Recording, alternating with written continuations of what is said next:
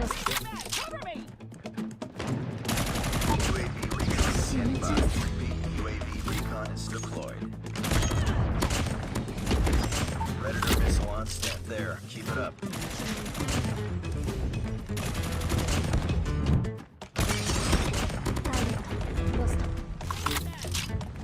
Hunter killer drone deployed.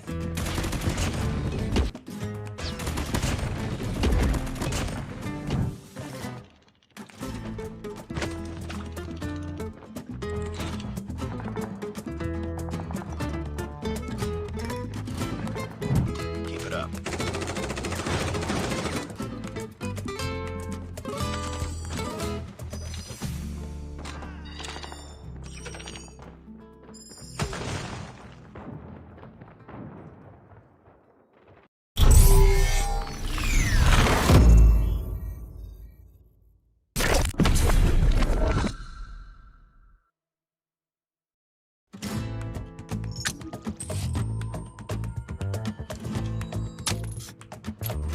We've taken the lead. I got shot!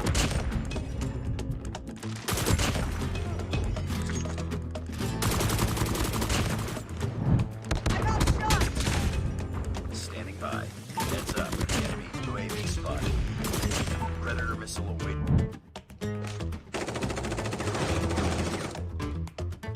Heads up. Enemy UAV spotted.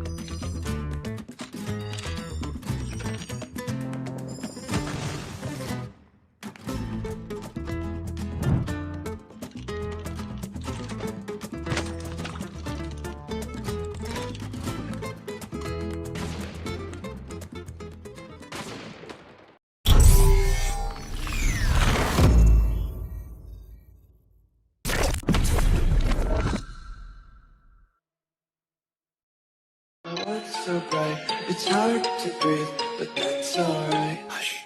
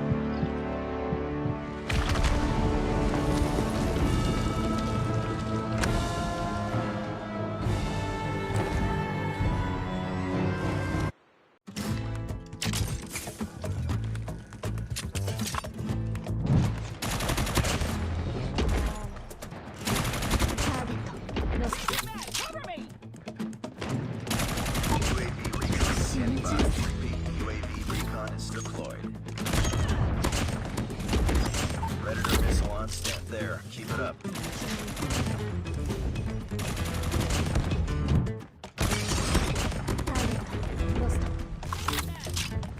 Hunter-killer drone deployed.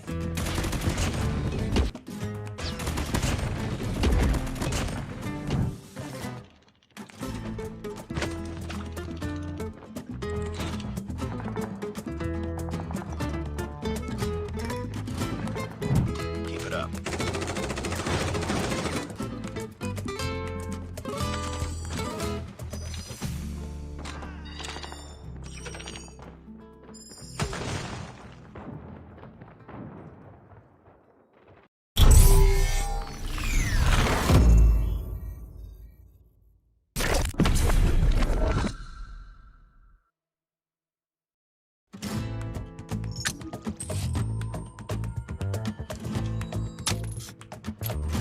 We've taken the lead. I got shot!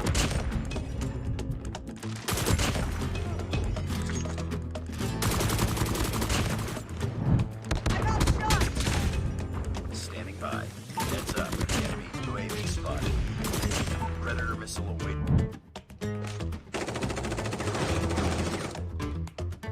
Heads up. Enemy UAV spotted.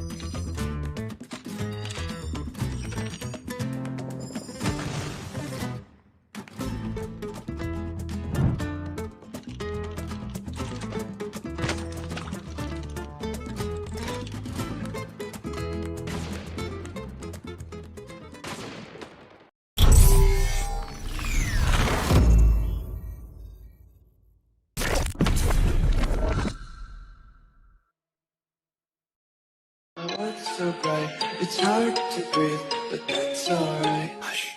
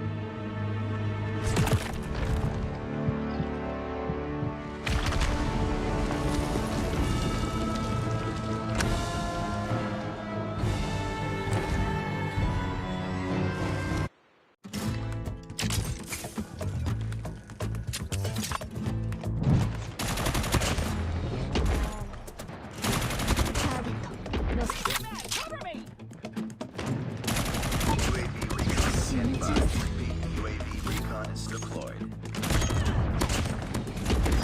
Predator missile on stand there. Keep it up.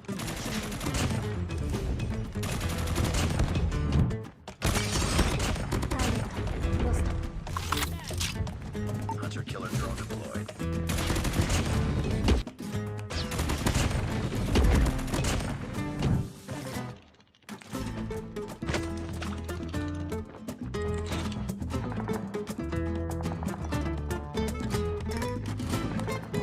Keep it up.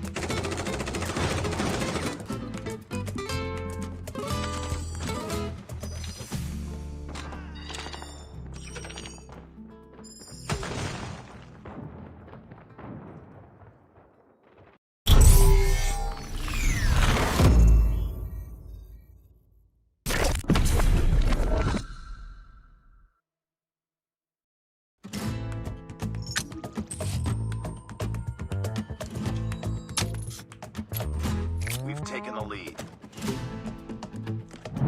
I got shot!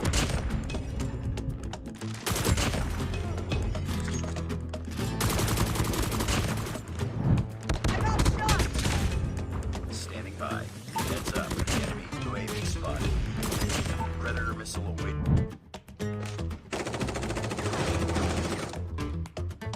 Heads up. Enemy UAV spotted.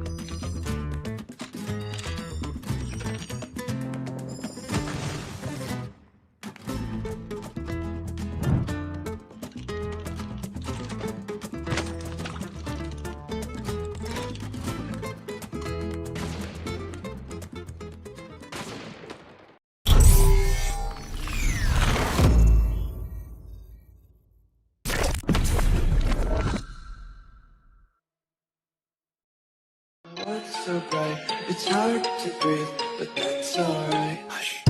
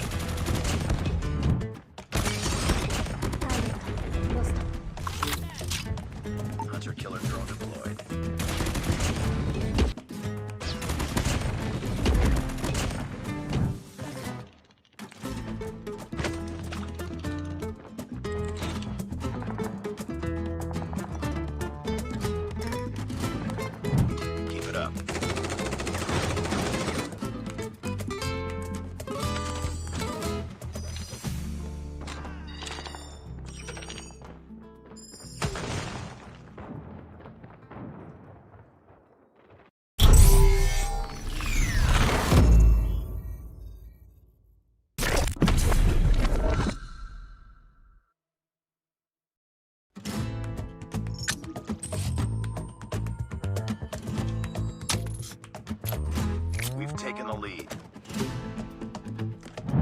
I got shot!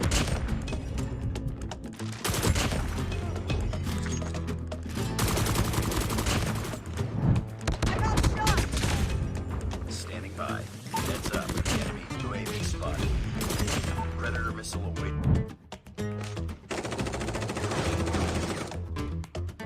Heads up. Enemy UAV spotted.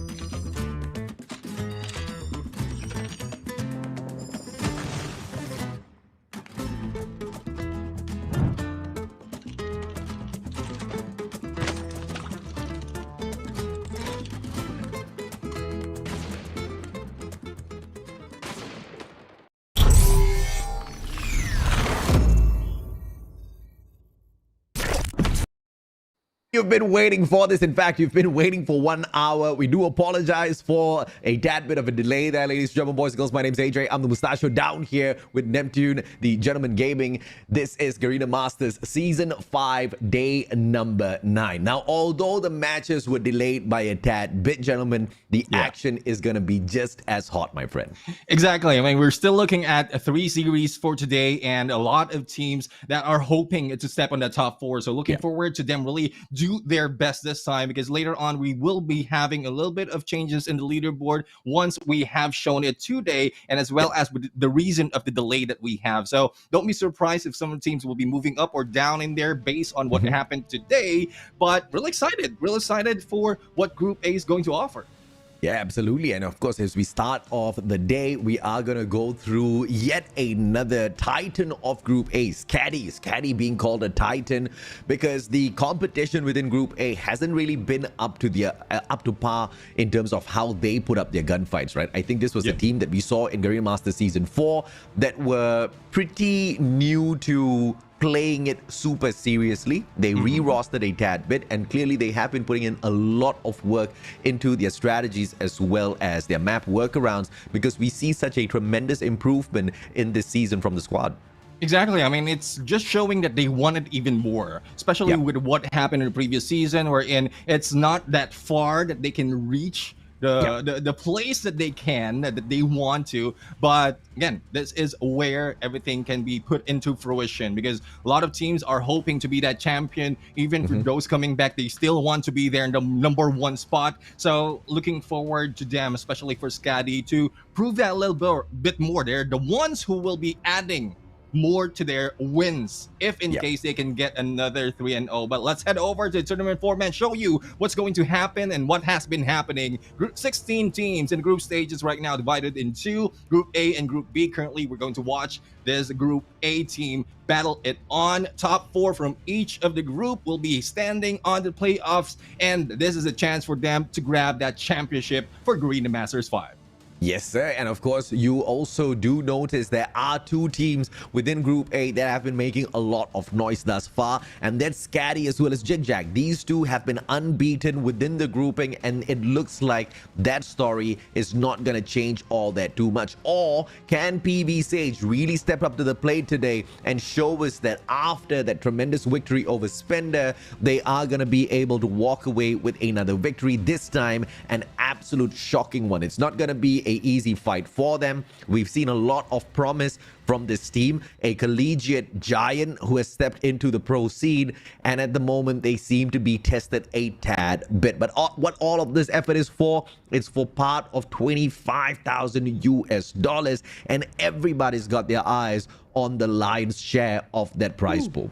Yeah, that's $10,000 for the first place, 4,500 for the second place, 3,000 for the third place, and 1,500 for the fourth place. And I would say even for those who are not reaching that first place, because there's a lot of Titans who want to grab that and trying to hold dear to that first place, even the fourth place is a big amount already for some teams who are starting out this time around for Garena Masters 5. So that is something that it might not look good in USD, but once you convert it, it really changed. It really show the difference on how much you will be getting. But again, the hopefuls want to grab that #1 spot. I don't know about you, Neptune, but I don't care about the amount as long as people tell me that they're going to pay me in USD. it immediately puts a smile on my face. No, I'm serious, brother. I don't care about the amount. I just care about the currency. And from where I come from, USD is a lot of money. From where you come from, I do know USD is a lot of money. Of course, they're all playing for this, but they're also playing for the pride. They're also playing for the qualifications to Stage 4 as well on the journey to the Call of Duty Mobile World Championship for the year. A lot is on the line. It's not just for the fame, it's not just for the pride, but it is for a bigger set of prize to play for later on. Once again, these are the qualified teams from Group A as well as B. We've got ZHIG ZHAG, SAVAGE HUNTSMEN, Spender, 4Suits Esports, LVX, PV SAGE, SKADI, as well as 4S Kincaid, who will be performing today from Group A.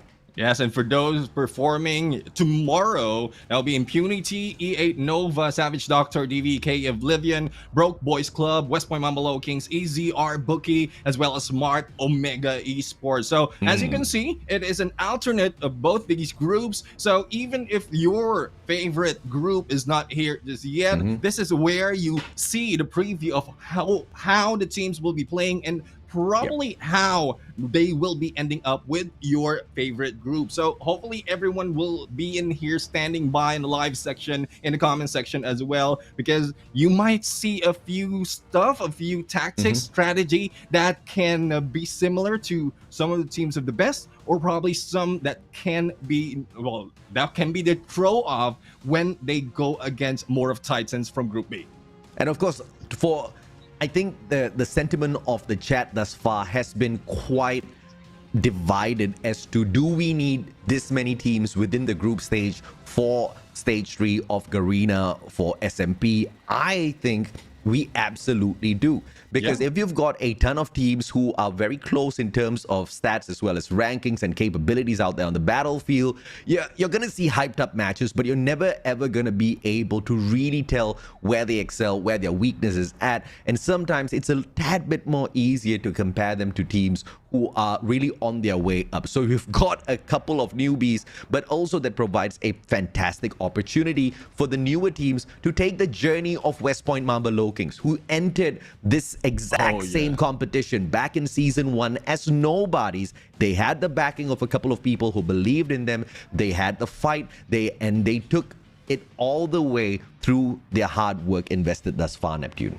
Yeah, and that's one reason as well. A lot of love is being shown not only for West Point Mamalo Kings, but also for SKADI, because they were in pretty much the same in terms of tenure, but the performance right now, especially on the standings that we are seeing, they are the ones in the top. But when we look at those who are just entering this competition early, like they don't have that much experience in the competitive scene, they are a little bit but slowly moving up. But for some, there's really not so much that they can do, especially some of the teams are here probably returning players from previous competitions, or probably from previous season of Green Masters, though this is where the battle is becoming tough for newcomers. Yeah, no doubt at all, man. And of course, if you look at the standings here over for Group A, this is the group that we're going to be going through today. SKADI and ZHIG ZHAG standing pretty much unscathed in the group. Thus far, they have got 12 map wins, not a single one lost. And later on, PV SAGE will have an opportunity to take a nick at, of course, SKADI to pull a couple of maps away, but it doesn't seem to be looking like that's going to be an easy task for them. Thus far, PV SAGE only has got one series victory, that's over Spender, the team that accidentally qualified for Stage 3, as well as a one-map sneak away from 4S Kincaid. That being said, though, the matchup against 4S Kincaid, I really loved, because that's where we really saw PV SAGE being pushed to their max potential. Yeah, I mean, that is what we want to see. Some of the teams who really need to pull out all their best so that they will be able to reach the top 4. And for some of the teams, really, they need to strategize a little bit more. And this is where everything is tested. I would agree with you as to why there's a lot of teams right here, because this is where the test begins, not only for the top teams, but also for those who wants to move up. And if you can do improvements match after match, even day after day, that is where we will see the mirror image of probably West Point Mambolo Kings in their performance and movement all throughout competition to competition. But as we look into today's competition, there's a scheduled PV stage started off against SKADI, followed by 4S Kincaid against Spender. Forsus Esports will go against Savage Huntsmen, and LVX with ZHIG ZHAG. And of course, once again, SKADI and ZHIG ZHAG, the ones leading the leading the leaderboards thus far within Group A, will look to be the predators. The rest of them can make a name for themselves if they can sneak away a couple of maps, perhaps even the series from SKADI or ZHIG ZHAG. Forsus Esports in a very equal battle against Savage Huntsmen. I think that one's going to be it's not going to be one-sided. If it is one-sided, it will speak volumes. Once again, that kind of re-emphasizes my point earlier. That's why we need a lot of teams from different kind of power levels, just so that we can see the best out of each and every single squad. We can see if or not something's a tad bit too easy later on in the knockout stages. That's where we see them put through the true test. So in other words, we can call this perhaps the litmus test for the squads, just so then we can gauge what we can expect later on in the knockout stages. Yeah, I'm quite excited for the battle as well. Forsus Esports and Savage Huntsmen, because currently on the standings they're quite tied. So either team, and though Forsus Esports was showing to be a number 4, Savage Huntsmen has the same number. So pretty much these teams are both in the number for the spot, and it's just who's moving up or down, because they are going in on a best of 3 battle. So let's see how that will be happening. But focusing back to our first match, we have PV SAGE lineup right here. Cairo, Hyra, Mako, Corvin, Chicken, and Justin presented to you this time around. Thus far, Chicken has been the lifeline of the squad with a 2.16 KD average for himself, and those that back him up by surviving as well as playing the objective well on the side of PV SAGE. Mako as well as Justin, they will be the players that we are going to be looking out for later on the battlefield, but none of them can match up to what Cairo has been able to do. This guy prioritizes the hill most of the time. The one weakness with Hyera that we have thus far witnessed, Neptune, is the fact that he cannot sustain his gunfights as long as they want to. This has really hurt the progress of PV SAGE, especially when it comes to control as well as hardpoint. If this can be fixed, if Hyera can be if Cairo can be backed up out there on the battlefield with a little bit more assistance to keep him alive, I think we can expect PV SAGE to walk away with not just one map, but maybe the series off of SKADI. Yeah, I mean, that's more of a little bit of switching in roles, or probably position-wise. But yeah, I would agree with you, because not so much of hill time being given by Hyra in there. But let's see if they are great enough to go against one of the greatest in this group. SKADI, Freezy, Tokyo, Chroma, Mids, Mark, and the one and only Cisco to complete this mix. These guys has had a perfect run and in it to go for that win. But let's see if probably PV SAGE has a different story to be given once they face it off. SKADI right now, previously, by the way, has not been that serious. Probably it's because of who they are challenging. But from the last time we saw them, they went in serious mode. They went in to a mode that we usually see from most of the top teams. So I guess this is their way as well to emphasize that we're not just here to play a game. We are here to win these games. I think there's a lot more effort coming through from SKADI in Season 5 as in comparison to Season 4. I think back in Season 4, they were just, like you said, right, just not as serious with all of their series. I guess they did put in the effort within the matches themselves, but I don't think the effort of the competitions of the games as well as live streams have been as intense as they are right now. And I think that has been clearly translated through their gameplay, that is clearly translated through the scores that we see even Cisco grabbing out there. I mean, this guy was bot fragging in the previous competition. There was, of course, a lot of fiasco within the chat in itself. Everybody was dragging Cisco down.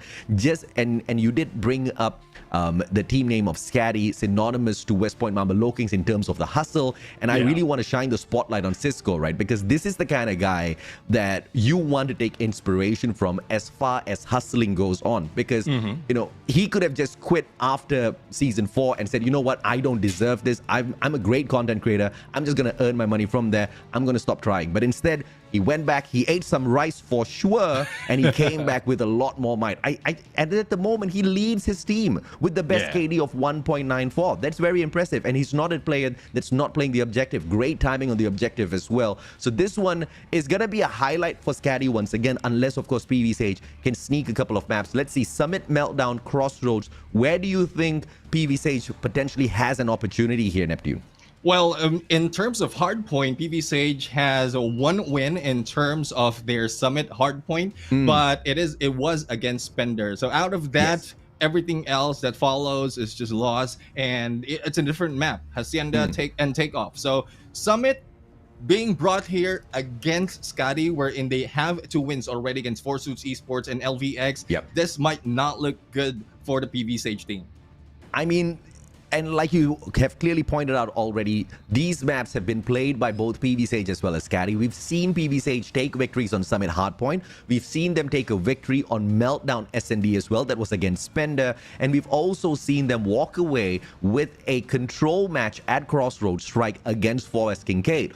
But the problem here is SKADI. SKADI is playing this on a whole better level, and I think their gunfights have really sharpened up as in comparison to Season 4. So this is a team to fear. Unless you're going to be able to pull out some cheese strats as well as really tighten up your gameplay. And, you know, even when I say cheese strats, sometimes I overuse that term because you need to be able to win out your gunfights if you want to be able to execute some of those cheese strats, which is my whole issue with PV SAGE. They haven't been able to match up to teams like Four Suits Esports or even LVX when it comes to those raw gunfights, which will be put to the test once again here against SKADI. Yeah, I mean, again, the test is on for them. This is their chance to really prove that they've done their homework, done a lot of adjustment, probably scrims around as well, even more than what we've heard from some of the teams. And we heard that they do, like SKADI, if I'm not mistaken, do 2 scrims per day so that they can improve overall. Not only that, do a VOD reviews as well, and do a lot of things. And it's only part of preparing to be the champions. There's a lot more in the background if you want to be the best, and hopefully that is what PV SAGE has done or continue doing all throughout this competition. Because at this point of time in the world of esports, the hustle is a no-brainer. What you need to do is a no-brainer. If you don't have a coach, it's as simple as pulling out ChatGPT and perhaps asking ChatGPT what sort of a training regimen do I need to go through if I want to become a pro player. And you know, the world of internet just kind of blesses you with all of the information you need, and you need to follow the formula to your best ability, invest the time. And I think this is something that you shared with me, Neptune, before this broadcast started. You know, whatever the formula is, if there's no time being invested alongside that formula, you're probably not going to walk away with much. Exactly, and that is what they need to do. But speaking of time, the time begins on this P1 of Hardpoint. Summit is the game, and let's see who's going to take this win. So far, Cisco is doing a lot in terms of damage, but in terms of point, not so much just yet. Capture is already being done on the first 10 seconds, and they are still in the spree in terms of elimination. It's more of them holding back how PV SAGE will be pushing, but there's not so much a push. It's like a hard is trying to be pushed right there, or probably pulled in both directions, and they are not moving. Amen, brother. And this is exactly what we were talking about as we were setting this match up. The engagements between SKADI as well as PV SAGE, it's very telling as to who's going to be walking away with the potential victory later on in the day. And as for the match starting, I think it's been a very straightforward setup by SKADI. Get onto the hill, invest all of your players. Don't really roam around all that too much, but hold on to a majority of these points by winning out gunfights, which has played out perfectly. 51 points from P1 and nothing for PV SAGE. All controlled through fantastic gunfights courtesy of SKADI. Yeah, there's a lot of points being gathered right now, and the time begins for that P2. It is being let go for time, but all the backup is in there, especially with Chroma holding this forward, and there's only one in front of them. Backstab is possible for them as one guy from SKADI almost being taken down, but Chroma goes for the backup and the takedown as well. Corvin has been knocked out, and they still manage to stay in this hill. 75 and moving up, 33 seconds to spare, and no one from PV SAGE can step on the hill. Yeah, PV SAGE are trying their very best to work this map, trying to take the advantage of those spawns as well, but they're just not getting across to the position that they want to get out of Summit. They keep getting slain halfway through the way, and look at the number of eliminations you have on the side of PV SAGE. 3 out of Cairo, 3 out of Justin. You barely have them making it past 15, whereas if you look at the side of SKADI, Freezy himself, Freezy alone is already on 15 frags. That is the kind of difference you are anticipating all throughout this matchup, unless PV SAGE, makes a wish to their fairy godmother or something, and in the next few seconds improve their gunfights. It's not even the gameplay that's a factor anymore here. Yeah. 94-10, Cisco's going to whip out the Gravity Vortex gun, and that's just going to punish the players of PV SAGE a tad bit more. Yeah, I mean, a lot more has been done for the first 2 points without the operator skills, with Cisco on the Grav Vortex just stopping the movement, and Chroma on the roam moving for that Purifier hit, goes in for a double. Let's see if he'll go for a third one, and he does. Still 32 seconds on the clock right now, 120 onto the point for SKADI, and Pretty has been released, taking down one, and Tokyo in here still not stopping. We need to see a break coming from PV SAGE, otherwise it will be a run over by SKADI. I mean, they are already being run over at this point. I don't know if they can stand right back up. 138-10. SKADI absolutely ripping PV SAGE apart, and there's just no amount of magic these Sages can whip up to guard SKADI or to stop them from running away. 2 more seconds. A couple of those fraction of points pulled away from P3, and that's mainly because SKADI was already on rotation, slaying out players from the side of PV SAGE, forcing them to spawn from the back of the map. They take away the hill first. They haven't even gone in there to peek at the spawn. They're going to be playing objective yet again. Let's see if Hera can break it with the claw. Great engagements, but he gets traded out with a war machine. Traded out in there, but they have a grab hold of that hill. Hopefully the coverage of the teams of PV SAGE will be able to stop the movement of SKADI. Mids was able to go through onto the backside, but still takes down Corvin and not stopping. They have a good chance to take him down, and it is a Purifier who does. Justin moving to take that anchor, but been taken down. 155 and still moving up. Hyra has a lot on his shoulders right now. He's the one very near into the hill, together with one more from PV SAGE, and they need to get those numbers. Scary engagements for PV SAGE to deal with. They do manage to have small wins here and there, little pockets of joy through those hard points, but it seems like it's going to be taking way more than that for them to catch right back up to SKADI, and the reset button is hit. Here comes P1 right round again. This is the second round of rotations. First time round, not much of showing from PV SAGE in terms of the engagements. Let's see if they smarten up and improve that within this game itself. Yeah, split spawn not really doing well for PV SAGE. It's a good thing they are coming from one direction, and they can also grab hold on the second floor, but it is just engagement and firepower being brought in by SKADI, thus they cannot push through. They are still onto the hill right now, getting close to that 200 mark, and Cisco is one against many, but this time around PV SAGE did their magic. Tokyo right now coming from the east will try to bring the sunrise in this game, and yes, the sun has risen as well as set, as they have grabbed the remaining few seconds of that P1, but stolen by PV SAGE. Yeah, PV SAGE once again having these little pockets of joy, but SKADI having the most fun out there on the battlefield. Freezy continues to blast holes through them on a 4 spree thus far for 30 eliminations in total, the most all throughout the lobby, and there's a high potential he hits the 50 before this game is done, because Signs of Life from PV SAGE just gives Freezy more time to hit that huge number. Yeah, and that is wearing a KRM. What more if he has his SMG and he can go around? But Cisco using the Fennec to his favor, just control second floor. This is a good position for him to really stop anyone who's moving in. Good view as well from those coming from the spawns, and with the operator skills as well, they can block all the approach. Timer is still on the third side of SKADI with 30 seconds remaining. It's Chroma just going in for the slay and the chill. Gus Justin moves in for the backside, but Chroma hits him, and it is not letting go of that hill just yet. Lack of coordination leads to PV SAGE just continuously bleeding in this matchup against SKADI. Even the investments of those operators seem to be hurting PV SAGE. They're not getting into the perfect position before those investments are brought out onto the map, and the players are dropping like flies before the operator can bring any sort of impact in terms of being able to pull that hill away from SKADI. 219 to 62. PV SAGE clearly have been beaten at this map, but they're not giving up just yet. What a rotation around. They take the spawn away from SKADI. This is that lifeline. Let's see if they walk away with a victory.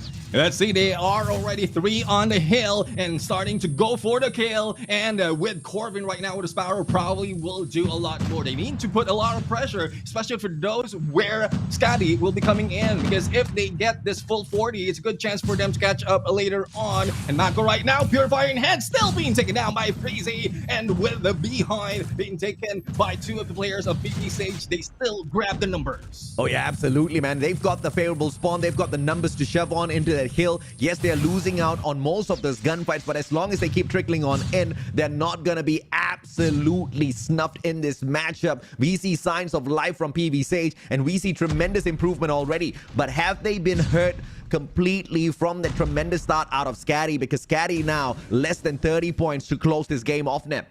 Yep, and is now moving to the next hill where SKADI is already trickling and moving, smothering that hill. It's a good thing. The push by Hera will be fruitful. Let's see if he'll be able to grab the anchor because the spawn is still on the side of SKADI and the time is also on them. 20 more seconds to go, and there goes Cisco and the rest of the team of SKADI just breaking through and just stopping PV SAGE to approach this hill. Yeah, moments ago, the amount of engagements we saw out there on the battlefield was timed so perfectly. At one point, for a couple of seconds, there were no players on the side of PV SAGE alive. That's how quick, that's how concise SKADI has been in terms of the engagements, and PV SAGE just cannot keep up. And it was a great game of Summit Hardpoint played by PV SAGE, but if you cannot win your gunfights, there's no way you're going to step onto the hill. We saw moments of joy, moments of victories for the side of PV SAGE, but it cannot be compared to how dominating it was from the side of SKADI. Yeah, I mean, they really want to dominate this game. A lot of seriousness from them, despite of some of the players really not putting up that much energy from what we saw them from the start of this game. But the moment that the timer starts, that's where they brought it on, especially when we saw that was Freezy, who has a lot of elimination to his side, KRM being bared, and there is no one who can put him down that easily. He does. I think that was a double positive for him in terms of KD, and that's what you expect from some of the teams. There you have it. 39 to 23, though it's not the 50 that we're expecting, but still a lot of number coming from the MVP. I mean, massive, man. I mean, his KRM was just doing so much of damage, especially in that P1. He was controlling the hill, just being that annoying player to deal with. And when you've got so many of those console machines to slip in and out of, you know how shotgun players are from Garena, man. Absolutely devastating if you have to go up against them. But look at Chroma almost hitting the 3 minutes on those total hills. Because once again, he's just being protected. Nobody can get to their objective player because the rest of the team SKADI is just absolutely dominating the gunfights against PV SAGE. And if you look at Justin, he did try to put out his best, but he was the only player that crossed the 20 elimination barrier. The rest of them struggling a tad bit.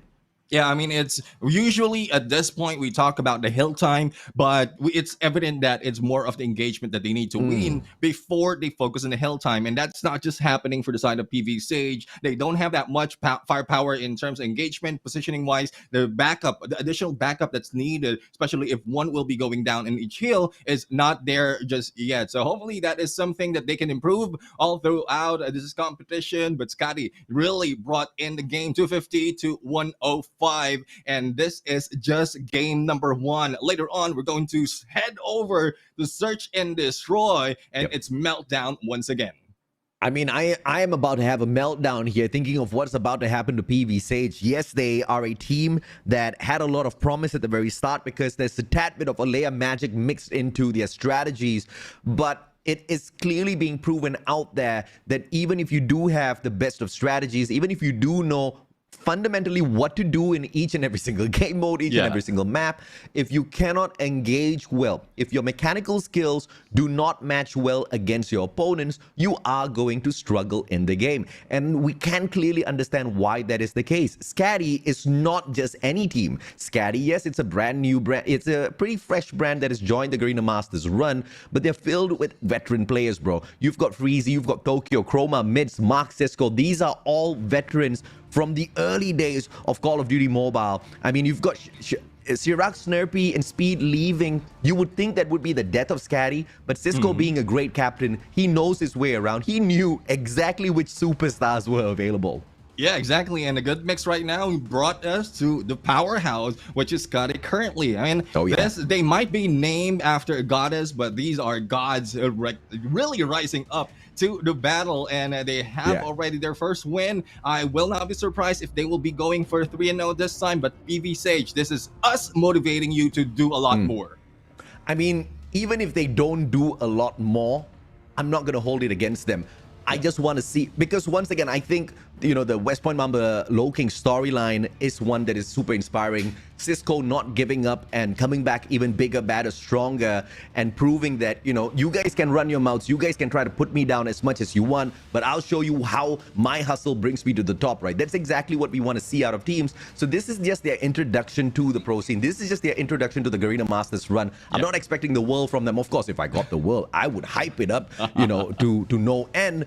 But I'm just hoping for consistency. I'm hoping to see a lot of effort from them, and possibly in the next season, we see them so much better, so much stronger. And at least there's a little bit of a growth storyline that we can help focus on, so that the journey for them to find a bigger sponsor down the road is definitely that.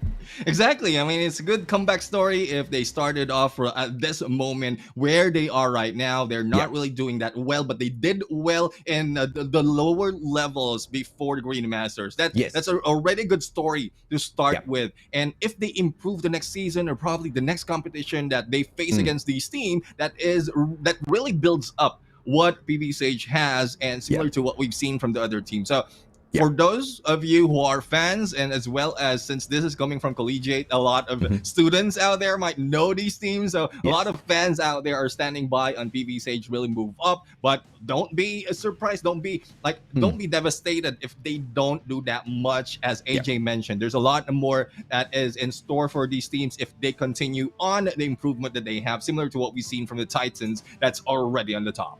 Yeah, the difference between teams that are getting a lot of screen time as well as a lot of popularity out there in the world of Call of Duty Mobile versus teams who have come here, tried their best, played some pretty fancy games, but are not remembered at all. The only difference is consistency. The only difference is the dedication and hard work that we are able to see, right? Smart Omega, a lot of talk around them. EZR Bookie, a lot of talk around them. You know, ZHIG ZHAG, a lot of talk around them. Main reason because we've seen them for a long time, and we've seen the journey. We've seen that lifeline that they've shown, you know, for the team. Even in tough days, they don't just throw the gun, you know, their gauntlets down and walk away from the competition. But of course, I still do expect to see some sort of prowess here from PV SAGE. I'm not expecting them to say, okay, you know, we went through the hard point. Clearly, we are no match, and you know, this is just gonna be a no-win for us through the series. SND, this is where lives change. SND, this is where momentums have switched so many times in the past, Neptune. I think you and I have been very familiar to a scenario like this. You think a team is dominating on hardpoint, SND, something changes, and out of nowhere they lose control as well, right? You break you just break their mental progress, and I think PV SAGE can just show us some magic here. Yeah, exactly. And a lot of teams, a lot of players out there has focused more on SND. So we're expecting a lot more from some of the teams moving in Search and Destroy, even if there's a huge gap in terms of numbers overall. Search and Destroy is where some of the casual players moving to the pro scene are like, I would say, more proficient, because they understand the role, they understand rotation, especially the map that they're jumping into, especially with Meltdown, who's been on and off on the competitive scene. So even the pro scenes, even the pro teams have, well, not that less knowledge, but pretty much they've forgotten some of the things from way back then and are just jumping in right now. And this is a chance for some of the teams really to take that against probably the Titans like SKADI. But battle begins right now. 2 minutes on the clock. Defenders PV SAGE, attackers SKADI. Let's see who's going to bring it on. We do apologize for the slight delay in starting this SND matchup. A couple of the players were having some connection issues. Of course, we want to sort that out so that we have the smoothest of game between the two squads. PV SAGE have an opportunity to sneak this one away from SKADI, but it is all going to be dependent on how Chicken plays his shots. He is the lifeline of PV SAGE. If he can master, if he can connect with some of these quick scopes, I think SKADI is going to be in a lot of trouble. Yeah, Cisco right now trying to do the same in the scopes. No one has been seen just yet. And the timer is already counting down 30 seconds for both teams to start their battle. And with Cisco, missing that opportunity, but it is finished by on the other side is Frizzy and Tokyo who did that. But Tokyo has been taken down. It's now a 2v4, but time is down to 14. Cisco not playing the usual sniper's nest. Mark is pushed to that position as Chroma finds Justin, leaving Marco all alone with his KRM in a 1v4. This says there's no way he's gonna fight these guys and then get the defusal as well. Time runs out. PV SAGE fails with their first attempt. Yep, and I think that is what we were talking about earlier. Mako was disconnected for a little bit and reconnected for the final moment, but well, that's only 1 point. PV SAGE still has a good chance of defending this game. They just need to understand that most of the focus right now is in the long area, especially with Cisco on the snipes. They want to go for that Bravo push, and the moment that they have that information, they need to be quick in the movement, but not so much quickness from PV SAGE. One is already gunned down, and the rest of the teams are still waiting from the other side. Let's see if or not a 4v4 and the opportunity to defuse will be on the side of PV SAGE. Tokyo. Opportunity. Guy with the gauntlets right in front of him. Tokyo tagged up already with the CBR4. It's not going to allow Mako to walk away. Easy shot as Freezy takes a double, leaving Justin this time all alone in a 1v4. This seems to be deja vu. Yeah, deja vu. It is just Dustin right now. Was able to take down one Chroma, but a backstab coming from Tokyo, and there brings 2 to the side of SKADI, and it is still their attacker side. Let's see if they will take that B push once again. But some of the teams, usually they take it to A just to mix it up a little bit. But with the rotation being taken from the mid towards that Bravo to this guy number 2, Mark will try to go in the middle as well to spot out anyone who wants to cross, and Justin and 2 more members from PV SAGE was stuck into that alpha site. The same story is going, AJ. Chroma for the plan, and that's going to be double the pressure on the shoulders of PV SAGE. They couldn't win out their gunfights earlier, but it's a 3v3. The opportunity is here. Marco just needs to make his way around, but Chicken gets shut down. Marco quick access, gets punished by Mark. Final player, Justin, in a 1v3. The stories change, but the numbers are still deadly. Can Justin and his CBR4 sustain this? 20 seconds to go. If he wants it, he needs to act now. Perhaps a rotation around all of those generators, but he chooses the open stairs for the battle, and a miss slide will give a easy shutdown. SKADI with the 3-0. Yeah, who was just expected in that. There's no rotation being done, but the timer is already counting down. Thus, there is no choice for that final moment for the side of PV SAGE. Again, another push, probable push for that Bravo, but the split is pretty much the same for the side of PV SAGE, with the exception of 3-man already moving in for that Bravo. So anticipating that this is the push that will be done by SKADI, they might have a better chance. PV SAGE with a 3-2 split. This is an advantage for them if they can take that backstab, rotate long way round, and try to pincer the attacking team of SKADI in towards this B bomb side. But that doesn't seem to be the ideation here. Once again, 2 players, player 1 and 2, Chicken and Justin, moving towards those open stairs where they will engage potentially with 3 other players from the side of SKADI. And I know PV SAGE is struggling a tad bit with the engagements, but these are the kinds of maneuvers that are going to give them the positional advantage, Neptune, that they don't seem to be stressing out there. Yeah, well, let's see who will be stressed this time. 2 down for the side of SKADI. Only 1 trade-off, but there goes Chicken being taken down. His position has been held for a long time, and on the snipes, he needs to move a little bit, and it is another 1 down from both sides. SKADI Tokyo going solo on a 1v2. Let's see of what he can do in this battle. Corbin right now, Fennec in hand, will try to hold off the stairs, the same as 1 more, but backstern, Tokyo is not moving, and it's more of a time game. Plenty of time for him to do so. Fennec in hand goes down, but it hands up Mako. 1 point gathered by PV SAGE. Oh, my heart was beating a tad bit too fast there. Marco with the slide, and thank goodness gracious his Fennec clutched that round out, because in a 1v1, you know you can count on the players from the side of SKADI to walk away with that round. So they did take great advantage of that, but no double chow. That's from that's gonna be my small little pet peeve here with PV SAGE. You can't take your chances. You've heard those footsteps. You need to go in there for the double shell. You cannot be too confident, especially when the team of SKADI has been dominating you through those gunfights. And those are the kinds of mistakes PV SAGE really needs to be careful of if they want to stand a chance here, Neptune. Yep, and speaking of being careful, no one has been careful enough to check out that alpha, as SKADI has already rotated into there and goes for the plan. Crazy has been taken down after a takedown, and Mark right now will just slide through. Still takes down one for side of PV SAGE. It is now a 1v2. Chicken though is this guy, but goes up on the stairs and just waited by Chroma.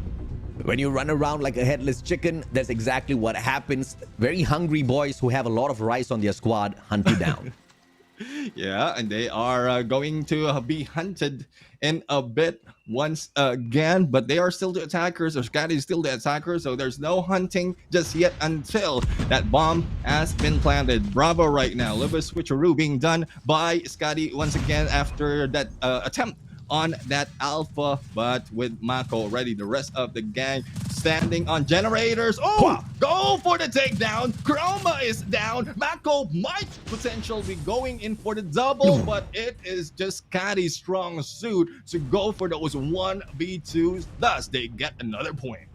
Again and again, Chicken is in fantastic positions to take these flanks, to take that backdoor access and punish SKADI.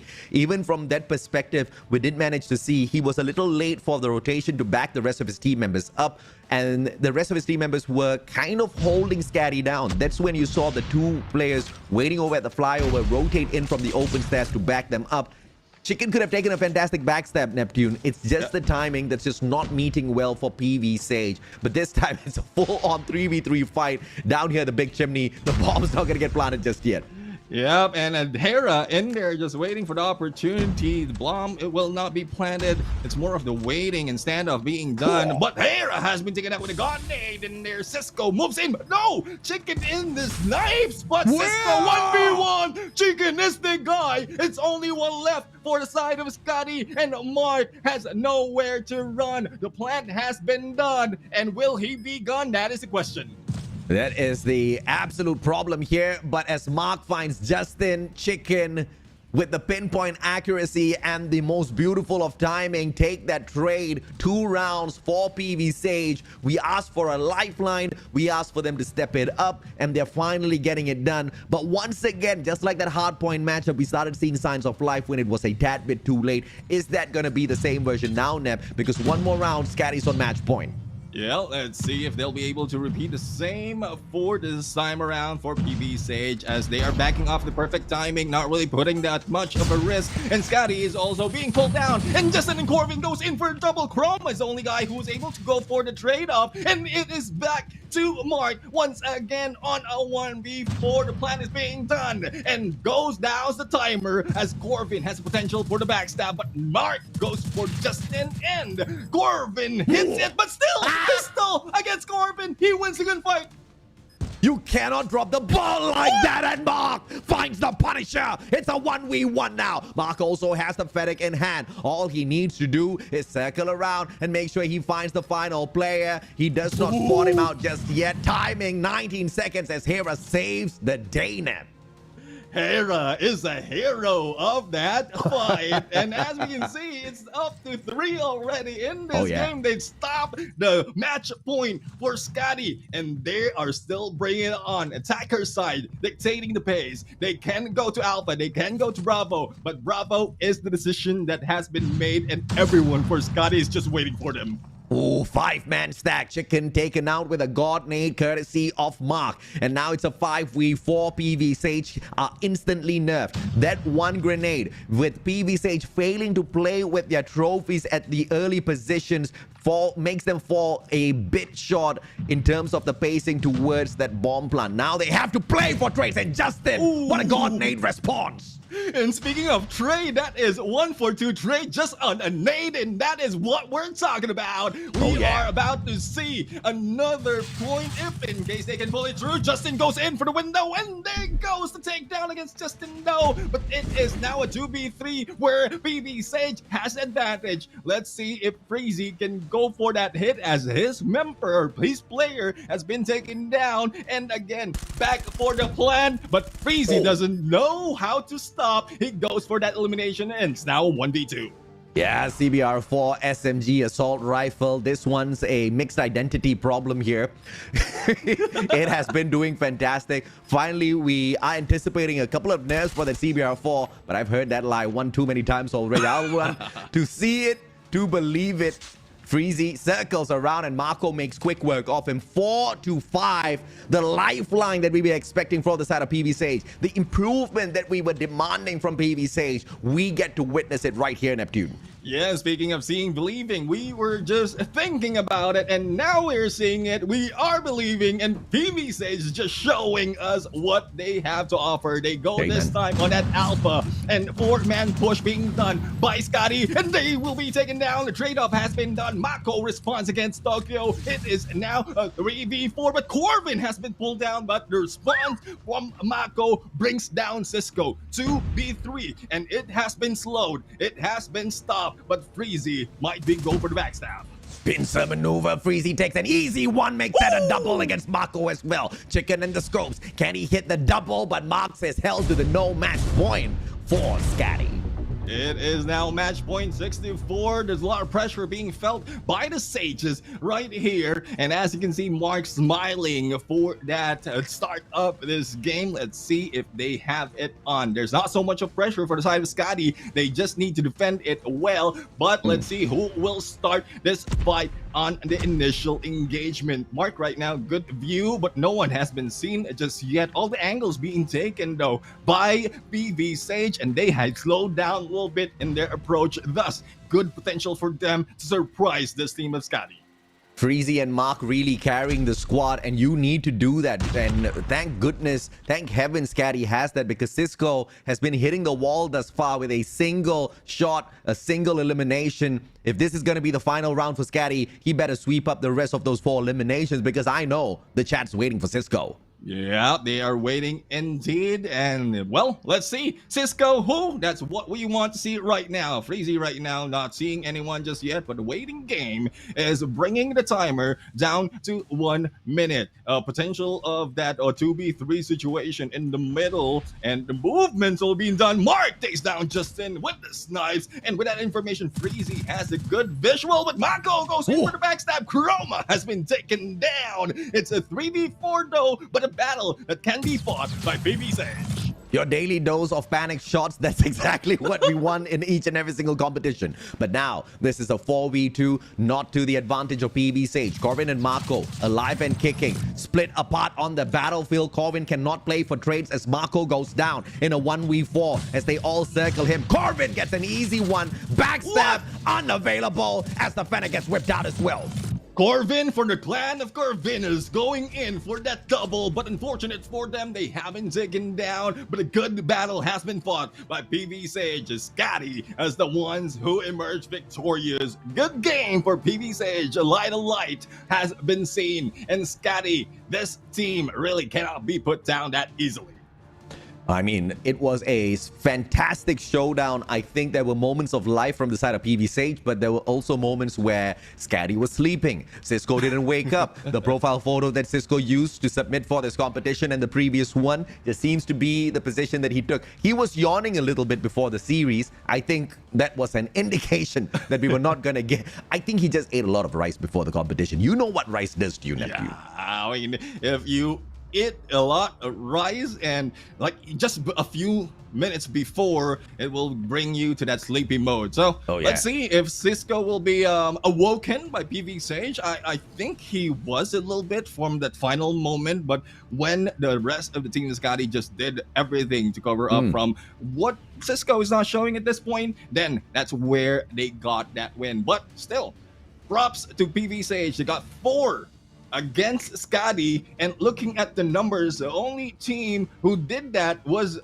SAVAGE HUNTSMEN. It's on the same map, so I guess they are Yeah. understanding as well what the weaknesses of SKADI is, but they haven't taken advantage of all of it just yet.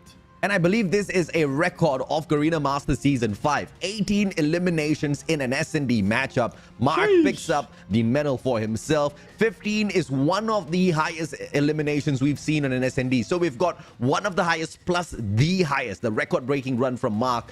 I mean, once again, thank heavens they were on their absolute best performance, because you saw how PV SAGE was catching up. You saw on the side, I mean, you're looking right now on the side of PV SAGE, every single player was really keeping their end of the bargain high. They were not keeping up with SKADI, you know, round after round, you know, trade for trade. They were not keeping up in that way, but we saw many moments, many signs of life.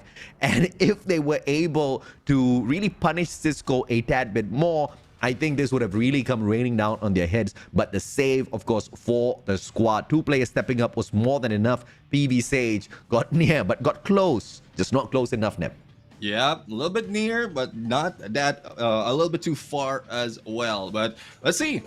We are a little bit near to the end of the series, getting to that third map, which is Crossroads Strike. And a lot of teams have been familiar on this already, but looking at how the numbers of where SKADI fought this off, they haven't stepped in on Crossroads for Garena Masters 5. And on the contradictory, it is where PV SAGE got the win against 4S Kincaid. Does greater potential for PV SAGE to get this win? I think it was a fantastic matchup, and SKADI managed to walk away with a victory that was well deserved. Some signs of weakness within the squad, which of course PV SAGE could not make good use of, but I'm very sure the other teams who are aiming for the heads of SKADI will be keeping a close eye on their progress, as well as their strategies executed on each and every single one of these game modes and maps. SKADI will have to step it up in the matchup against all of those rest of those squads, especially when they move on into the knockout stages, because from Group A, although we see signs of weakness from SKADI, there's no doubt they're gonna make it through. Yeah, well, SKADI is in there. Even if they have one of those L's, they are still on the playoffs run, and they're still not risking it. That's what I want to give props for SKADI. They're not risking it. They're even getting more serious, or I would say for most of the players, because we saw and we talked about how Cisco is doing this time, because he have that opportunity to do just that. But for the other players of Team SKADI, they are not letting go. They're not backing off. No pump on that brakes, and they just want to get all those wins. And I mean, there's a lot of potential here in PV SAGE, but at the same time, I just can't help but see there are also a lot of positional errors from the squad, especially in that meltdown S&D. Hardpoint, I think we saw them struggle to get the control on each and every single spawn, to get the control on the hills. They were having these tiny little wins here and there, right? But in S&D, I think it's a little bit more apparent. It's a non-respawn map. It's a non-respawn mode. And when you make a mistake, it really does affect the squad. And PV SAGE just not holding the right positions to put them in the best of spot to walk away with a quick one over SKADI. Yeah, speaking of quick one, it's already quick runoff in the elimination side in this matchup for Crossroad Control. And the first few ticks is being taken down by SKADI as well, together with the lives of PV SAGE. But let's see if that is what they can do at this point. They are down though into the numbers in terms of life department, but Mid's in there with a pistol looking up. That is usually an impossible shot, especially with one against you, but they were able to pull it off. PV SAGE right now still going down one at a time, and Alpha is almost being captured to the T, and another minute will be added to that B. Hot Hidden YouTube chat is a little bit salty. He says Cisco should be dropped from SKADI. But you can't, because he made the team. He's the captain. He's the owner. He's the creator of SKADI. So he's probably going to be a part of the squad for a long, long time. I think after we praise Cisco. Yeah, exactly. Yeah, SKADI is Cisco, right? After a few extra praises sent the way of Cisco in that Hardpoint, I think he doesn't want to show us anymore, because I think he's like, Flash, stop talking about me. I've heard a thing or two about Caster's Curse. Yeah, let's see if that is the case. It's very close though in terms of life, but SKADI still has that opportunity. And with the second six being captured already, but this guy number 4, that specifically is Cisco, but 2's already on the prowl. Let's see if he will be taken down, and that pinch really worked for the final attack on that Bravo. And Lives is also being gunned down for the side of SKADI, and they cannot step in just yet, as we are seeing great haul being done by PV SAGE from both sides. So hopefully this is the case, knock on wood, but this might be the caster's curse that Cisco was talking about. No, this is exactly what I love out of PV SAGE, because this is where we saw a lot of that potential from. Yes, they've lost that A hill already, but they are on the fight for B. The numbers are all equal, and they seem so much more comfortable on control, specifically crossroad strike, as opposed to that meltdown positioning earlier. So I think it's a highly probable issue here that they just did not have the positioning mastery on the SND match, because this one seems to be so much more of a closer fight, even though we saw a difference when it came to the gunfight quality between the two teams. Final 2 opportunities. Justin, as Corvin fails, can he jump onto the hill? Can he put this to a pause? Answer is no, as the team of SKADI walks away with a quick one. Yeah, for that one, it was just Chroma who went and jumped in there in mids, just waiting for the opportunity to go for the backstab. And despite of how much effort PV SAGE has, they don't have that much of manpower to pull off that final moment. But let's see if that's the case this time, as the tables has switched. It's PV SAGE right now 2-1 to go for the capture, and Chicken right now is already holding in for that alpha. First stick almost being taken, and the Lives is still favoring their side. Yeah, great play coming through from PV SAGE, just hopping onto that A hill here, and it seems like SKADI is not going to be playing defense just yet, waiting for 2 specific players to rotate around. That's going to be Chroma and Tokyo. As Tokyo gets dropped, PV SAGE out of nowhere execute this dominant hold onto A. They're going to be ripping away this control point, and Cisco and Squad, they're going to be doubling back down for that B defense, or at least they have to. Yeah, they have to, and this is PV SAGE just whipped up a potion for control for them to do this well. 23-16, imagine the gap in terms of life, and with the movement against that alpha, they will be funneled into that Bravo, but they still manage to win most of the gunfight. Corvin, as well as one more Dustin, goes in for second floor, and Sparrow might not do the job that much, but the follow-up can be done by both the teams on this second floor. Bravo being taken, first stick almost being done, and Corvin still on the roll, Sparrow in hand, and he is just going Hawkeye in that battle. Oh, my heart was thumping out of my chest. I thought Corvin was about to mess up with the Sparrow, but he did well towards the very end. Chroma picking up a few crumbs as well here and there, but PV SAGE has pretty much dominated the kill feed in this round. This is what I love about the squad. We talk about potential, and they're showing us exactly what that is all about. 5 more lives to sustain for SKADI. I think they had a great play thus far, but on the attack, this has been such a concise round from PV SAGE, and it was a majority of those gunfights and the aim that was going their way. 4 more lives left now, and SKADI can still walk away if we see fantastic plays. Yeah, let's see if they will be able to pull out those some fantastic plays, because PV SAGE doing fantastic and pulling down those lives one at a time. Plenty of time to go for the weight down, as it's only 3 remaining members for the side of SKADI. Thus, the capture can be done. They cannot pull, or they just have to pull in those members from SKADI, but a double hit by SKADI, and they're taking 2 more of the lives, but it has been brought down to 1, and let's see, it is none. This is another point being taken, this time by PV SAGE, and they can carry this over for another one. Let's see if SKADI will respond that well. Well-deserved attacking round for PV SAGE. We all know this map. I wouldn't say it favors the attackers, but you do have a tad bit more of an advantage with the cover as you're sneaking in to that A hill. All of that cover that the scaffolding gives you, especially from the opposite building down middle, the observation room, as well as the garage. SKADI just did not overexert themselves. SKADI could have gotten a little bit ballistic, overextending. They chose not to. This time, though, as they are on the attack, they execute the exact same play they suffered in the hands of PV SAGE earlier.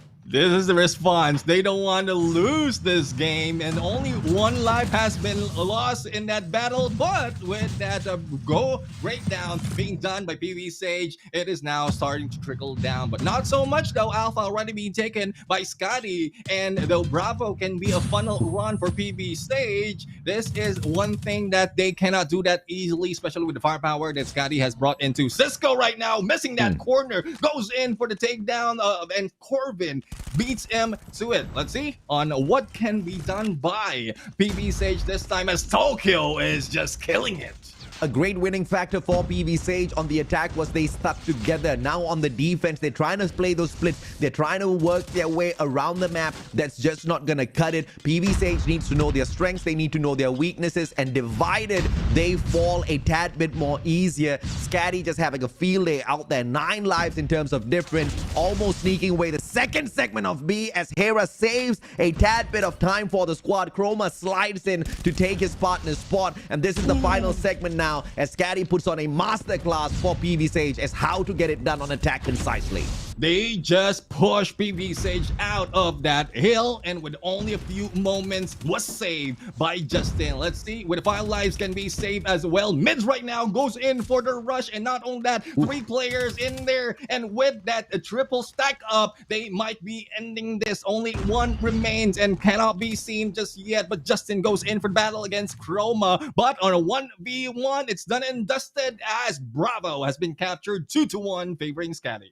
Both teams have managed to win their attacking rounds. PV Sage on their second attacking round within this matchup. Can they continue that statistic? Can they take away every single attacking round?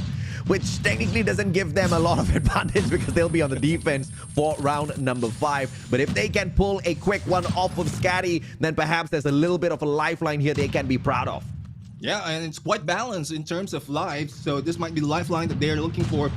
But it's just a trade-off after trade-off. They need to try and go for that cap, and SKADI's not letting them to do so. No one is clear, or no one is near that either side, Alpha or Bravo, but they're trying to go for the mid lanes, but it's being held so strong by Chroma and the gang. Yeah, players circling around, and it is courtesy of SKADI that we get to see so many flanks around that right-hand side. Yes, they are on the defense, but they are playing it like they are on the offense. They are trying to circle around and corner the players of PV Sage, spawn trap them to Kingdom Come, and end this matchup. They're just 2 lives in terms of a positive. This is a lot of confidence being shown by SKADI, not going for the hills at all, but just getting a tad bit cheeky. Yeah, and that was going 2v4, 2v5 from those situations coming from the mid lanes. Cisco missing a lot, but finally hits, and Tokyo also hits 1. And this time around, they probably want to go for the capture. Time is already running down, and lives not so much for the side of PV Sage. Great potential for them to get back, but again, the plan might be just to waste them all. And speaking of wasted, that War Machine was wasted, but Mako in here goes for the rush, but the dance off is on. The patch battle is done, and time has gone down. The win has been taken by SKADI. Oh, that final round there was absolutely beautiful from the side of SKADI. It was as calming as watching the waves on a beach. The flow was just so beautiful, right? Back and forth, especially when it came to the attack. They went up, they pushed up forth, they spawn trapped the squad. When they found that, okay, you know, we were getting some trades right back, they were dropping in lives, you see that wave kind of recede a tad bit, not falling back too far away, just playing the defenses on the hill. And when they had the numbers once again, you see SKADI pushing up. That sort of movement requires a lot of great communication. It requires great shot calls, and it requires a lot of attentiveness from the players. SKADI showing they've got great chemistry. PV Sage, they tried. They definitely tried. And this time, it was not a factor of the gunfights, so they have to be proud of that. I mean, they've improved overall from the first 2 matches. Actually, that's for each match. There's a lot of improvement coming from PV Sage, so that's something to be proud of. But they're still falling short in terms of series win or map wins. But in terms of the round wins for each match, that is something that we love to see. The improvement of those teams who really are putting a lot of effort, and we've seen the effort being done by PV Sage in and their eliminations not that low anymore. They had a lot, probably some better than those coming from SKADI, but in terms of strategy and tactics, it's just SKADI who did the best that they can to stop most of the bleeding. Yeah, I mean, it's like baking a cake. You need all of the ingredients for the recipe. SKADI, I wouldn't say they have all of the ingredients. They've got a majority of the ingredients to make a decent cake. PV SAGE, on the other hand, they went to the shop, they came back home, they realized there was a hole in their bag. They dropped quite a number of those ingredients, and it's just not going to work out, right? They tried to whip up a cake, they got a pancake. It's not going to match up. SKADI, just the better ones, just the better masters out there. Great control at the hard point, controlling the spawns, winning out their gunfights. Just so dominant, especially Freezy just flying around with his KRM. SND, we saw them being cheeky, but unfortunately, a lot of mistakes out of PV SAGE. Positioning is key on SNDs. Regardless whether you're on the defense or on the attack, you just need to catch your opponents off guard. You can't trade lives, you can't give away lives, and PV SAGE just did not smarten up. But we saw those improvements from those losses being brought into control. They got a consolation one round. Of course, it's not going to put a huge smile on their faces, but it's great to see that there's signs of life within this squad. Yeah, as a recap for what happened between these battles, it's SKADI against PV SAGE, and SKADI just brought it all the way. 250 to 105 on that Summit Hardpoint. Meltdown is 7-4. This is where we saw that light coming from PV SAGE. Crossroad, also a little bit of light coming from PV SAGE when they got that one win against the 3 that SKADI has already brought in. But, well, it is just SKADI, and this is what is bringing them to the level that they are on. They are the first one to reach, if I'm not mistaken, 15-0 in terms of map wins. Thus, well, there's a different monster season after season, and they are growing all their horns. They are definitely a huge monster in this tiny little pond. There's a bigger lake to swim later on in the knockout stages, and if they can be the big fishes there as well, I think there's a lot of things for SKADI to be proud of. They are having a fantastic warm-up run within their group stages in itself. There are a lot of mismatched series out here that they can very easily outmaneuver and dominate, especially teams like PV SAGE. And we've seen them do this exact same thing to a couple of players already, a couple of teams already within the competition. But that's expected out of SKADI, right? Forsuits, LVX, Spender, Savage Huntsmen, none of them could get past SKADI. But later on against the Titans, that's when we get to see them really push to the edge. And in those type of games, you cannot have Cisco hitting one elimination in an SND matchup. That wouldn't be acceptable at that point of time. But since it's against PV SAGE, we're going to take that. 26.67 average kills, 22 average deaths for an overall 1.82 KD average for Freezy. This guy was hot on that hard point, and I think just that stats overwhelmed the rest of the matches as well. Yeah, exactly. I mean, we saw him really like bring the heat in terms of that hard point with the KRM, and a lot more can be seen from Freezy. But it's not just Freezy. Everyone else from the side of SKADI, well, except for what you pointed out, that SND from Cisco, wherein we can let that go right now. But let's see of what's going to happen in most of the matches that we have. And I guess we have that opportunity to ask the team of SKADI and ask them what happened on that search and destroy, because most of it, like all of the time, if we have a win, we have an interview from the winners, and let's see who's going to jump into this interview, AJ. Absolutely, man. I would be surprised if it's anyone other than Cisco, but I'm pretty sure it's going to be Cisco. It's always Cisco. Can I have somebody else but Cisco? No, I'm just kidding. I don't mind Cisco. Yeah, and there you have it. There is Cisco right there. And congratulations on your win. And well, first off, I want to ask you, how do you feel before the match? Because we saw a little glimpse of you, and after the match against PV SAGE. Oh no, man. I've just been real busy doing other things aside playing. So, I got tired. But, aside that, S1 SCO, it's fine. I mean, okay, you're fine, man. But I am really curious, Cisco. How do you handle the heat? How do you handle all of the toxic comments? How do you handle the hate and still bring out your best within these competitions? How do you continue creating content? How do you How do you stay afloat mentally when you deal with all of this? It's because in my mind, I always have this mindset where opportunities are forever there, and I'd always choose the opportunities more than what's gonna be there forever. So I don't know. The way I balance things is in terms of priorities. Now I'm not saying like this competition isn't something like that isn't a priority for me. It's just Mhm. the way I was handling my time and energy wasn't balanced. Like I was Yep. able to split up no, I was able to do time management, but for my energy, nah. So I ran out of energy. I'm just like really sleepy and tired. I totally resonate with you, man. I think I took on more than I could chew. I bit off more than I could chew. And at what point in time, I was making a lot of money and I was totally burned out. I was managing my time well. I was delivering on all of the deliverables, but I just wasn't having a lot of fun, although my career revolved around games, right? I absolutely love that answer, Cisco. Good job. I think you've been managing your mental health really well through all of this and really focusing on what you really do best. I clearly can see the improvement from Garena Masters Season 4 into Season 5. But what the hell happened on that S&D, though?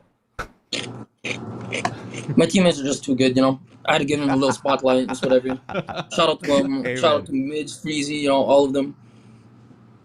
Okay, fair enough, fair enough. Mark especially, Definitely, brother. 18 kills. Yeah, I mean, that was I'm crazy. really happy to hear that coming from Cisco. I mean, he's a young guy, my age. At some point, those are the things that you regret doing a lot of things Yep. when you have the energy. And Cisco really is doing that same thing. So thank you very much, Cisco. Again, congratulations on the win, and looking forward to more coming from you guys. As well, this is SKADI, and they won the first series for today. Cheers. Good luck, Cisco. Thank you. I mean, it's just got to love all of that wholesome goodness, Neptune. The guy hustles, not many people understand the journey of content creators as well as the people who are involved in the gaming scene. They think it's all fun and games. They think it's really easy to play pro level and at the same time be a content creator. He's working 2 full-time jobs and still doing well in Garena Master Season 5, which actually blows my mind because it's really not easy being a pro player. And if you are doing that decently well and at the same time you've got a other full-time gig running out there, I'm just wondering how is he keeping that up, right? But clearly the effort that he has been putting in has been working off. The improvement from Season 4 into Season 5 is fantastic, but we want to see that continuous climb. Perhaps this is just going to be that perfect concoction out of SKADI to be the next big thing within Garena Masters. Yeah, I am probably one reason as well why Cisco is doing that, because of scheduled breaks. So speaking of break, that is the end of our first series. We're going to go for one short break before we go for the next battle. And this is something that you want to watch out. So don't go away. Neptune and AJ will be back.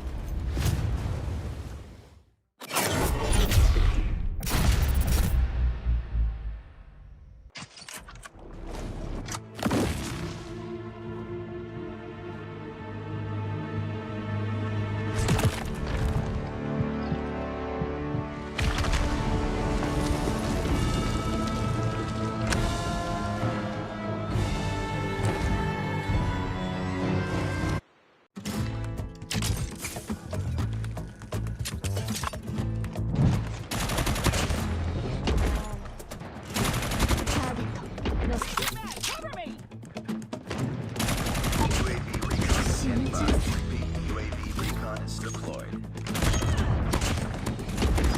Predator missile on stand there. Keep it up.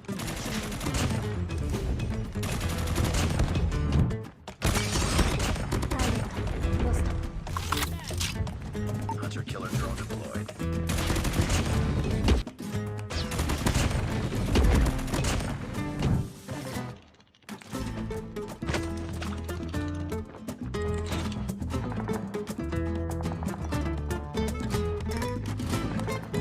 Keep it up.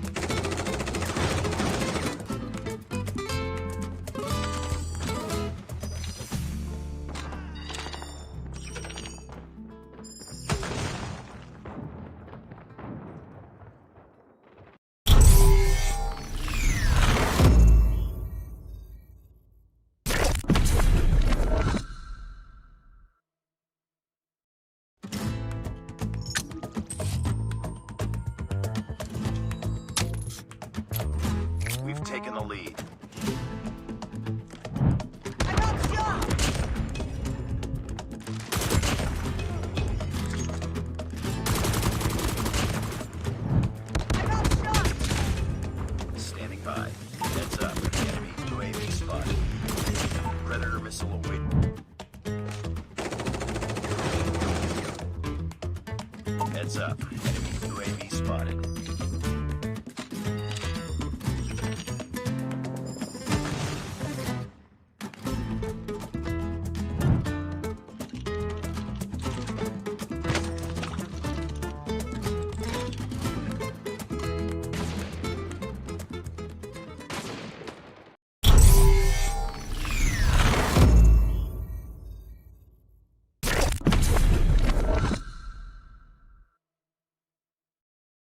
What's so bright? It's hard to breathe, but that's alright. Ladies and gentlemen, welcome back to the show, and this is still Call of Duty Mobile Garena Masters Season 5. So far, we've ended the first series of this matchup, and we are going to the next one. Again, I am Neptune the Gem Gaming, together with the Mustachio AJ right here, and I'm really excited on what's going to unfold, because earlier we saw SKADI as well as PV SAGE, when we thought it went one-sided, but there's a lot signs of life that has been shown by PV SAGE right there, and that's really excites me in battles just like this. It was an expected result for sure. We wanted to see signs of life. We saw exactly what we wanted. We saw moments of weakness from SKADI as well, which is going to be very beneficial to the teams who are going to be taking them on later on in the knockout stages. But let's see if or not that pushes a team like SKADI to bring out those improvements even before we get to a stage like that. As for the opponents, we'll have to catch up with them a little bit later on. Let's take a look at the results here. A refresher SKADI with a 3-0 that just concluded. That was the first series of the day. And next, we were supposed to go to 4S Kincaid, who takes on Spender, but as you can see, there's already the score there. Spender could not show up today, did not want to show up today. I don't know what caused them to not show up, but 4S Kincaid, due to that, takes a disqualification victory over Spender and an easy 3-0. And this brings 4S Kincaid to the number 3 in their spot, because they beat LVX as well as Forsus Esports. Well, LVX with 1 point in terms of game wins, as well as Forsus Esports with 2 points. So the battle that's going to happen right now is between Forsus Esports and SAVAGE HUNTSMEN, who is currently, AJ, in a tie with 5 game wins. And this is where the tables will be flipped to one side, because, well, we still don't know who will be taking that spot once the Philippine Forsus Esport go against the Malaysian SAVAGE HUNTSMEN. Yeah, and of course, as we did brief you guys just moments ago, with 4S Kincaid getting that victory, a walkover, they get 7 points in total, which launches them into the 3rd spot. But let's see if or not that can be sneaked away by either one of these two squads, because as you just mentioned, Neptune, they are neck and neck in the overall leaderboard with 5 victories each. And obviously, one of them getting the victory is going to go over the other. But if either can hit that 3-0 victory, that takes a comfortable spot over LVX. And you know that's going to be a good spot to be in, because later on, LVX takes a matchup against ZHIG ZHAG, which is going to be a little difficult for them to really sneak away with. Yeah, it might be a similar story from what we've seen from first series, but we are hoping for a different ending. So we'll have to find out what's going to happen right now. First off, we're going to show the battle, or the lineup of those who's going to battle in this match number 3 on today's schedule. And well, this is where the excitement also goes in, because SAVAGE HUNTSMEN with Derp, Zen, Trav, Jimbos, Shaver, as well as Edic will be playing. This is where we see the improvement of those who are, I would say, brought down a little bit early in this competition because of the teams that they went again in the first 2 days of their matchups.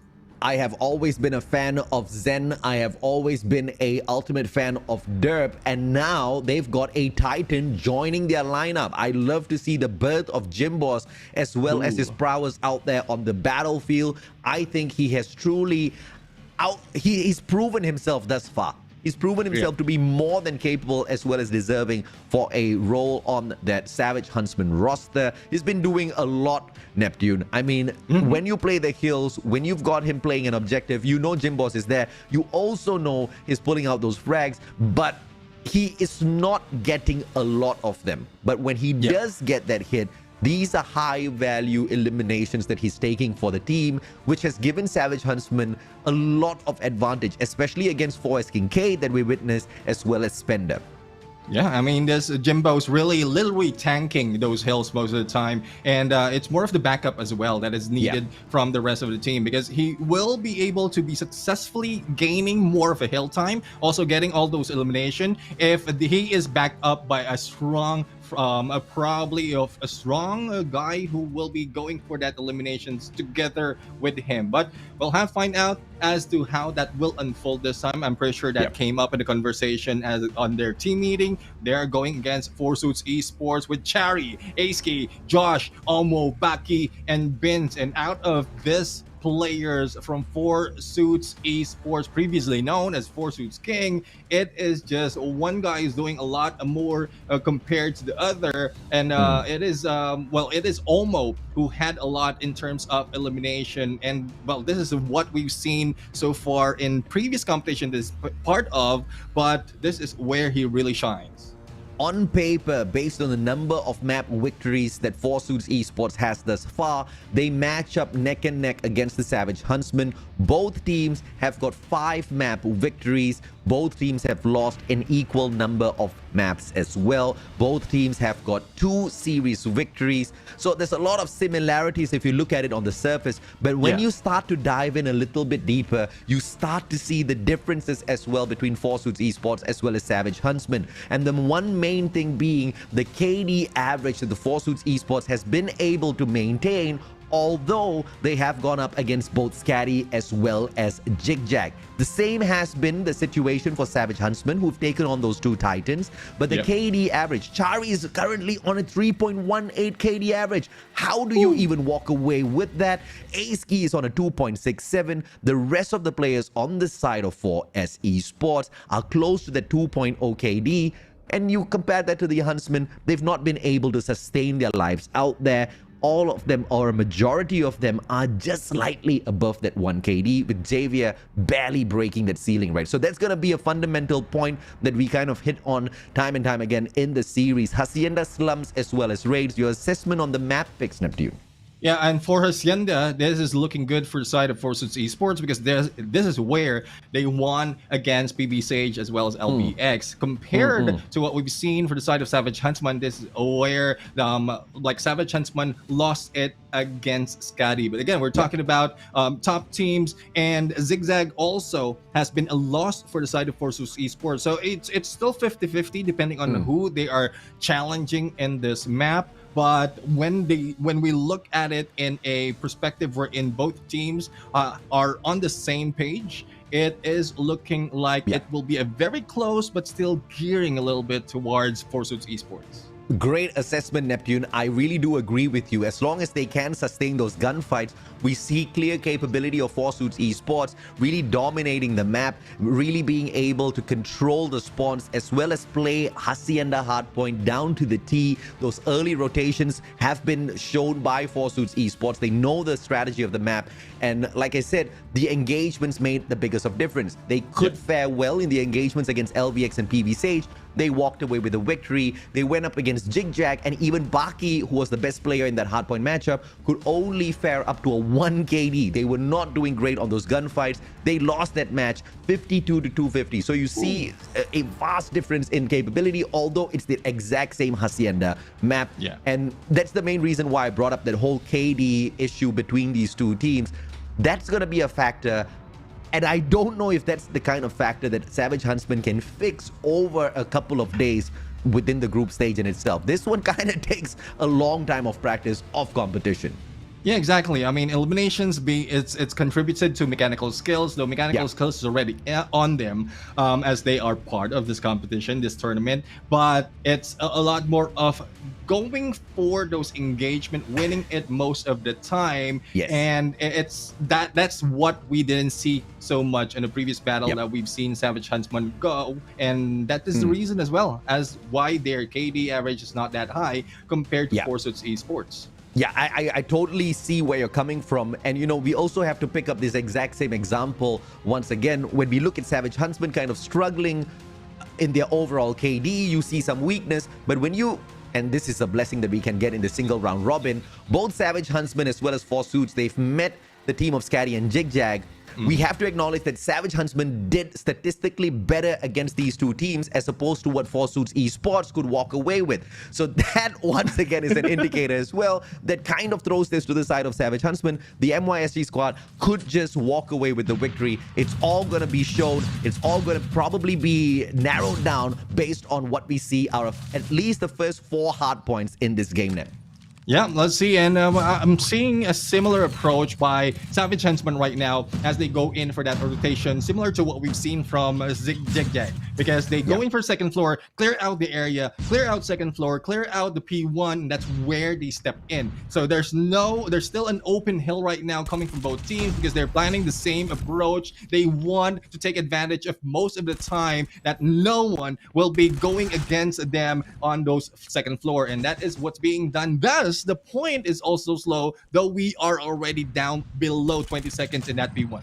Gunfights a little bit back and forth, but it is Four Suits Esports with the majority of time on the hill. But it's just a matter of time. As Huntsmen flush them out, they get all of the players playing the P1 as well as setting up this P2 as well. Four Suits Esports has got the exact same intention. By the time we come to the end of this P1, it is the Huntsmen with the 2-point lead. There's not going to be much to be proud of at all at this point of time. As Huntsmen take the pincer maneuver, they lead themselves into the hard point. Josh with the final stand goes in for the spray with the Holger in hand. He barely needs to reload.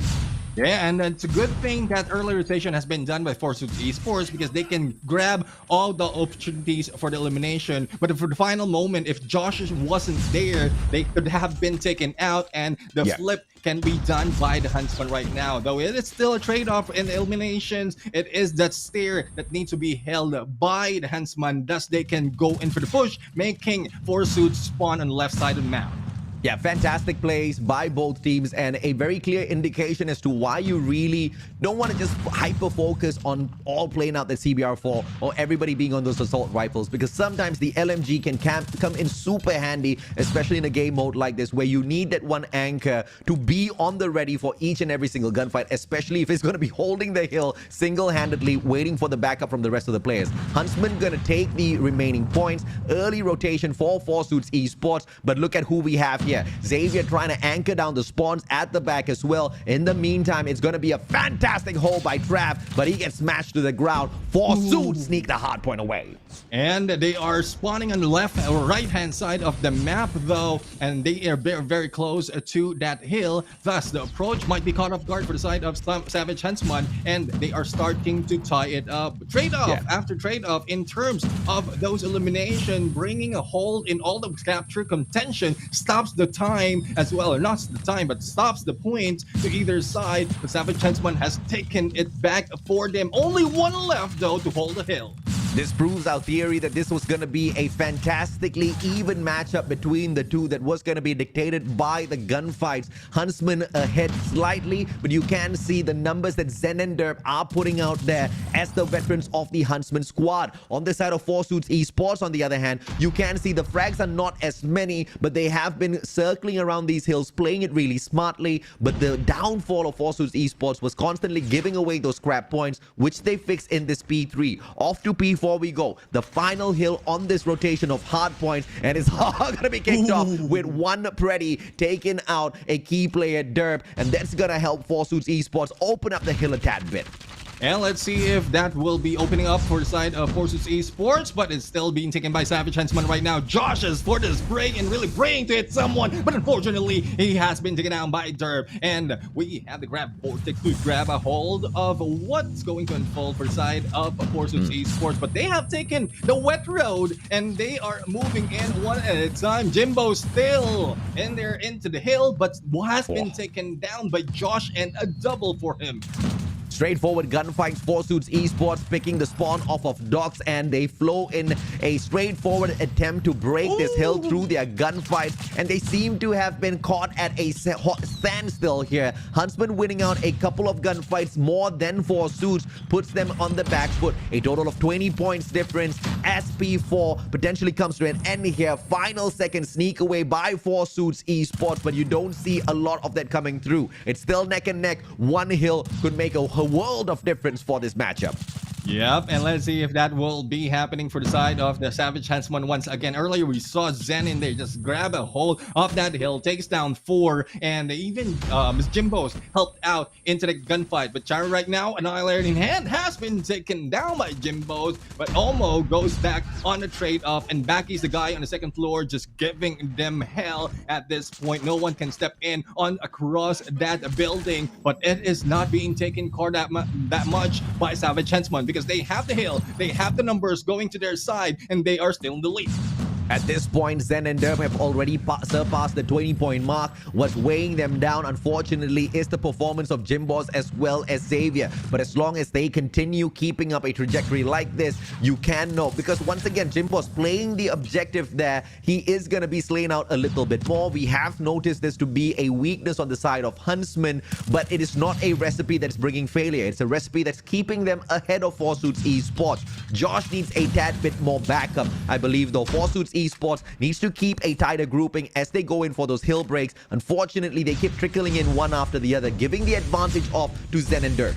Yeah, it looks like they're just auditioning, especially the hold is being done already by the Huntsman. But Shaver in there with a triple using that Sparrow, but he has been taken out by himself. The most unfortunate thing that you do when you grab hold of the Sparrow, but it is what it is right now. It is Four Suits Esports who is now getting a few more to their side. The spawn is a little bit too far for Savage Huntsman. Baki trying to back them up from this corner, and they will be able to grab a few more in terms of point, reaching that 100 a little bit more, and it is time.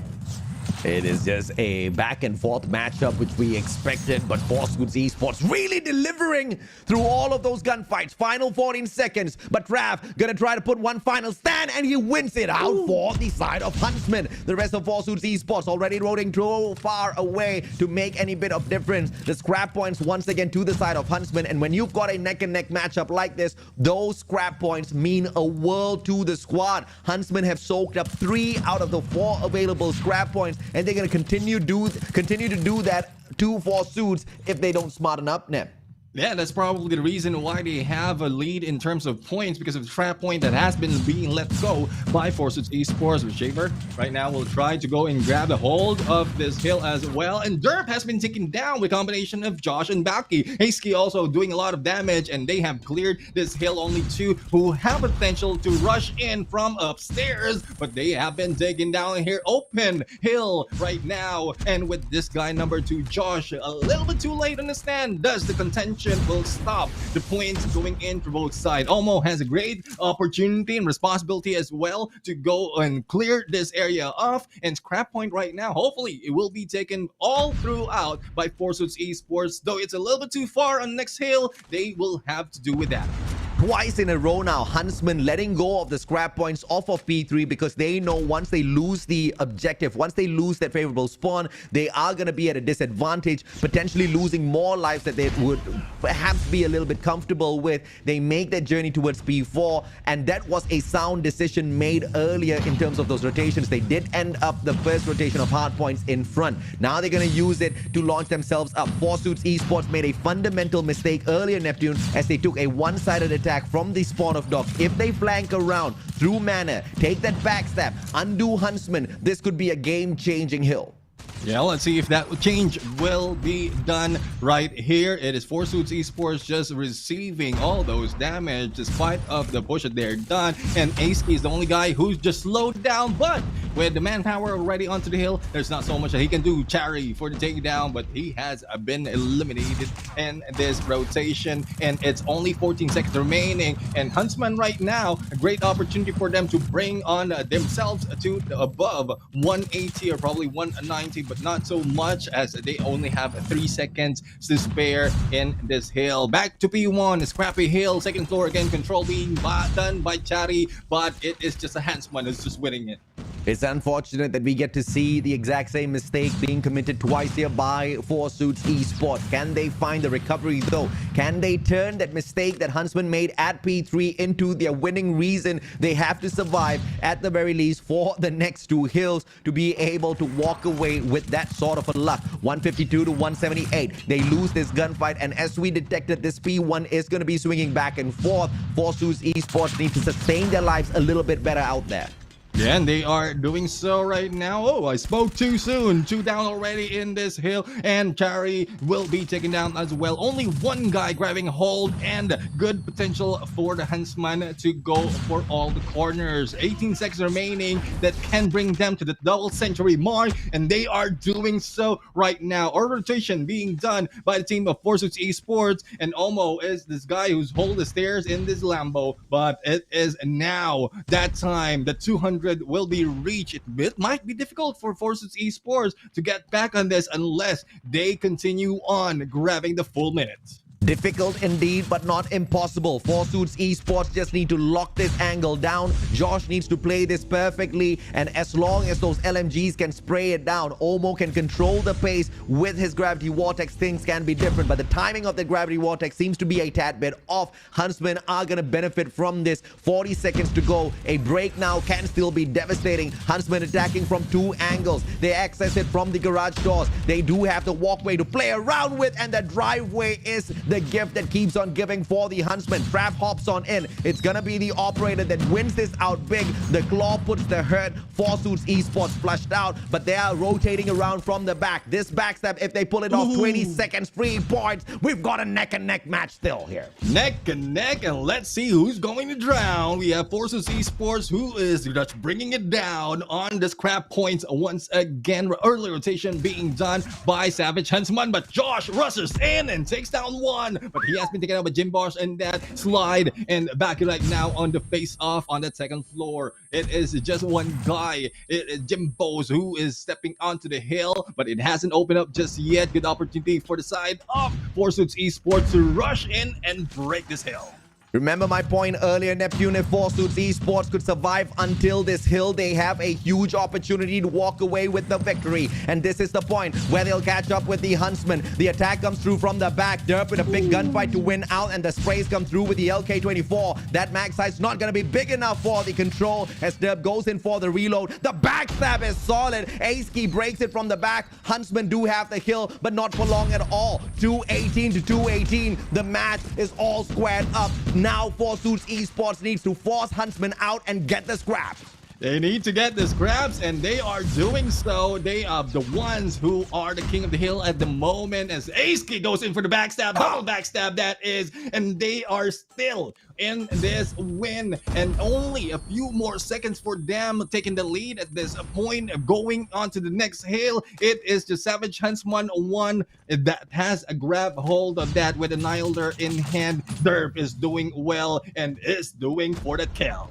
Forsuits, they have been gifted this because Josh was forced to spawn from the left-hand side. He uses that driveway, taking that pincer maneuver, that backstab, and now things have been flipped. 2 times in a row on these hills, Forsuits were attacking from the right-hand side of the map. The gods of RNG give them the spawn from the left. This is going to be an advantageous fight if Forsuits can hold this on. And now Huntsman being forced to attack from the right. This is not going the way of the Huntsman. Do they take the flank around, or do they just take a straightforward approach? 7 more seconds can put this game in the hands of Forsuits. And Forsuits right now has been pushed out from this hill. 20 seconds remaining for them, and they are going for the split push as Xavier has already pulled out the Sparrow and cleaning house from backside. And Xavier, again, all the angle from the stairs, all corners being covered by Savage Huntsman. They are very close. 5 points remaining for them to take this win, and they will be taking this hill. And there you have it. Very, very close fight between these two teams. Savage Huntsman became victorious. The assessment has been sound from the very start. We anticipated a close matchup between the two. We got exactly what we were looking for. A couple of mistakes made by Forsuits Esports, especially on that P4 rotation. If it was fixed a little bit earlier, this could have been such a different sort of matchup, which is why they really need to keep an eye on what's working, what's not working, and it has to be a constant progress that they make day after day in the single round robin setup of the group stages. Savage Huntsman, on the other hand, just made sure they did not lose it too many times back to back. When being forced to spawn off from the right hand side of the map on that P4 towards the very end, they managed it very well. Unlike Forsuits Esports, you could see them kind of flushing it out towards that middle side, taking those open stairs, bringing out the operator to give them the advantage in that fight as well. Forsuits Esports can pretty much learn a couple of things because these two teams are very much on a equal standing within the competition. Yes, and in terms of hill time, again, props to Jimbos to be able to get close to 3 minutes in there. Oh, yeah. And this is what we're talking about. The help Yep. of Savior has helped them get a lot more of points despite of them being annihilated at some point in early rotation by Yep. Forces Esports. But let's see if that is one thing that can continue on the next hard point that they will be playing, because this is very, very close, and we don't want, like, if as a team, you don't want to risk that close matchup on this match. I mean, it's such a beautiful game. Once again, Jimboss being that objective player for the team of Huntsmen. And yes, Jimboss not being able to frag a little bit higher has not affected the squad, but you know for a fact it is going to be a fundamental issue when a team like Huntsmen takes on the titans of the competition later down in the knockout stages towards the top 4, towards crowning the champions of Garena Masters Season 5. They are blessed with the opportunity within this group stages to identify these key points to force a improvement before they even get to a stage like that. Slums and Raid, I anticipate the exact same story, but through this hard point, we now know there's a huge potential for this to not be a 3-0, but a little bit of a back and forth series. Exactly, and the back and forth might be happening right here, especially when we're going to start off in slums. For side of Four Suits, though, they have a better record in terms of the wins that they have grabbed in this map. It's a 7-0 against PV SAGE when last time they faced. But when we look at Savage Huntsmen in terms of numbers, 7-2 against 4S Kincaid. So that will give us a little bit of a highlight on what this team can do in terms of winning this match in slums. But overall, it's still fair between these two teams.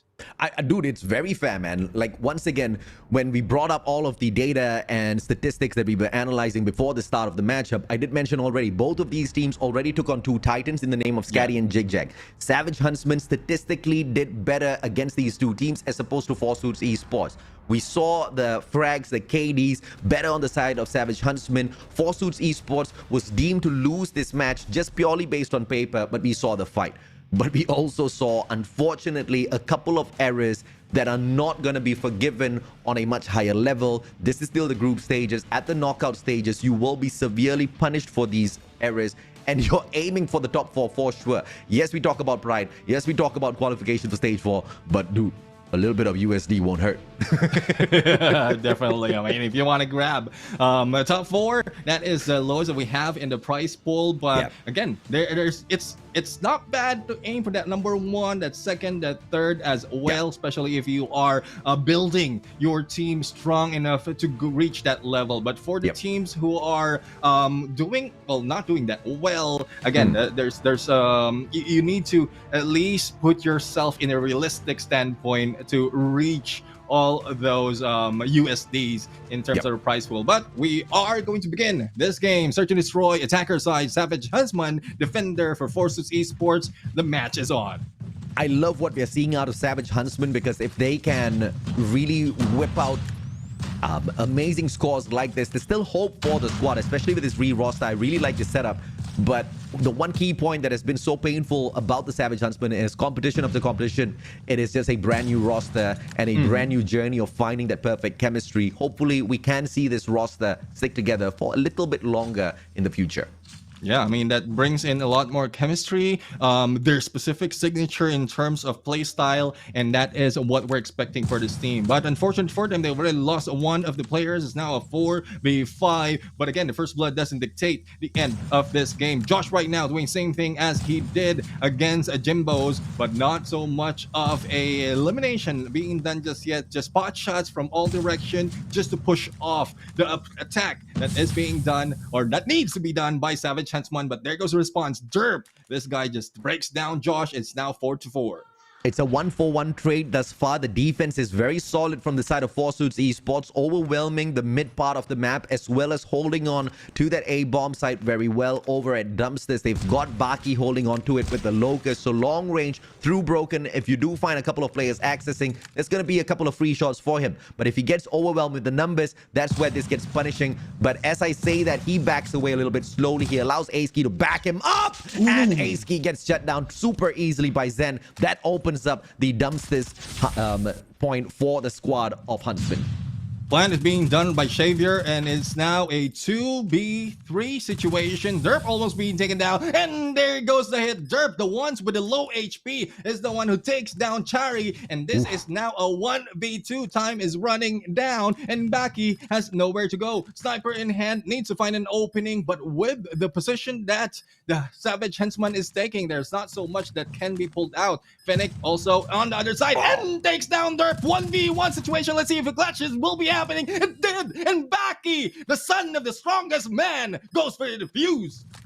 Great composure, took an easy one off of Derp. Derp just wasn't expecting him to show up. It wasn't the quickest quick scope I've seen, but I'm going to take that off of Baki. And the fact of the matter is, he didn't depend on his 50 Gs. He also picked up that Fennec on the way towards the bomb site as well. So great presence of mind from the player, knowing that he needs to switch out to a faster paced gun in terms of the time to kill. That Fennec surely gave him a lot of assistance, but I don't accept that engagement coming through from the Huntsman player, though. I think that was a great opening. A 2v1 should have been an easy round for Huntsman. Yeah, I mean, the position that they have, even back off onto that bomb site, is something that you can anticipate, and you can just slide through, get in for that hit, especially as you know the information already. But the trade-off has been done. 4v4, and Trav goes in for the backstab. A response from what happened earlier. Zen goes for a double as well, and Josh is the only guy remaining in Derp. Just put in his signature snipe, and it's 1-1 on the score. This is something that the Huntsmen need to be really careful with. They can't allow themselves to get carried away with these round wins, because those round wins are coming through not just, out of perfect positioning. They're coming through out of fantastic gun skills, right? If you saw the positioning earlier on, it was great, but the communication that led to that 1v2 win of Four Suits Esports shows that Huntsmen really need to buck up when it comes to sending that info to the rest of the players. And one thing about that, we saw the moment we're in. Four Suits is just rushing in. It's Savage Huntsman just backed off a little bit, and they were gunned down. That's one thing that you need not to do, or you don't need to do, because once you have your back turns, one elimination can lead to the other, thus a point will be taken. So it's now 2-1 right now, and a fast run being done by 4S Esports, as it is Alpha that will be the target for the attackers. Quick sack on Memorial for the defending side, but that also gives the backstab opportunity to Four Suits Esports. They flood around towards Graves, and that's going to be catching off Trav off guard. If Omo can get this shot, but it's a 1v2 situation. Trav misses the first one, repositions and punishes. That was an almost boo-boo, and Trav made sure he finds that punisher.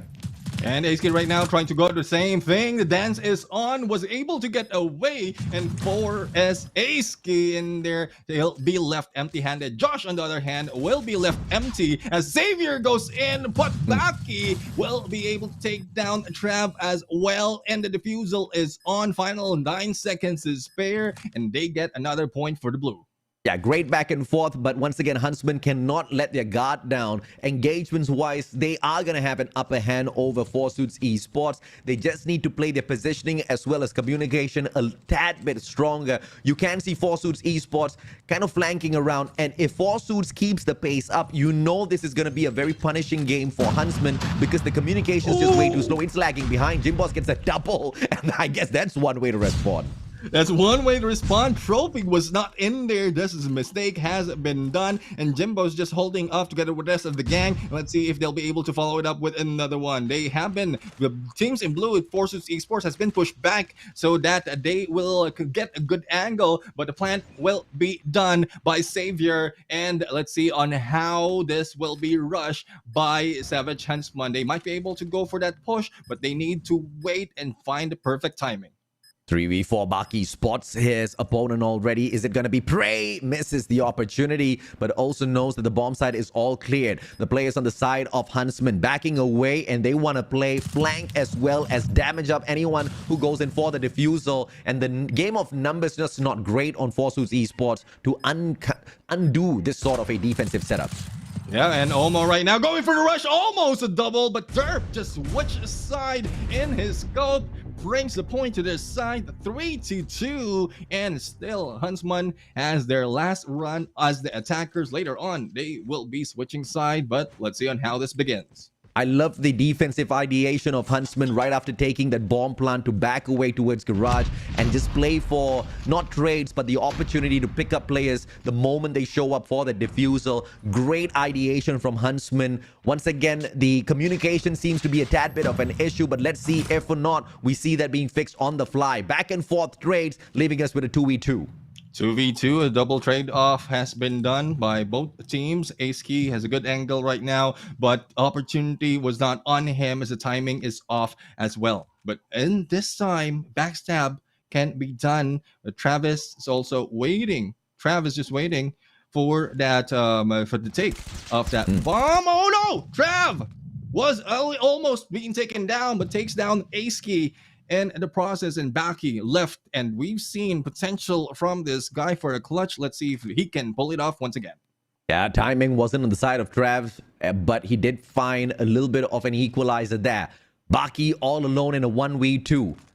Thankfully, he's got the Locust, so double quick scopes could put him in front, and it's all about how Huntsman play this. If they play for a double shell, finding out Baki's positioning could give them that advantage, but they have no information on this whatsoever. Therefore, they rotate around towards that B bomb site, wanting to play the objective. 35 seconds to go. Baki just doesn't find a great position to prevent this plant.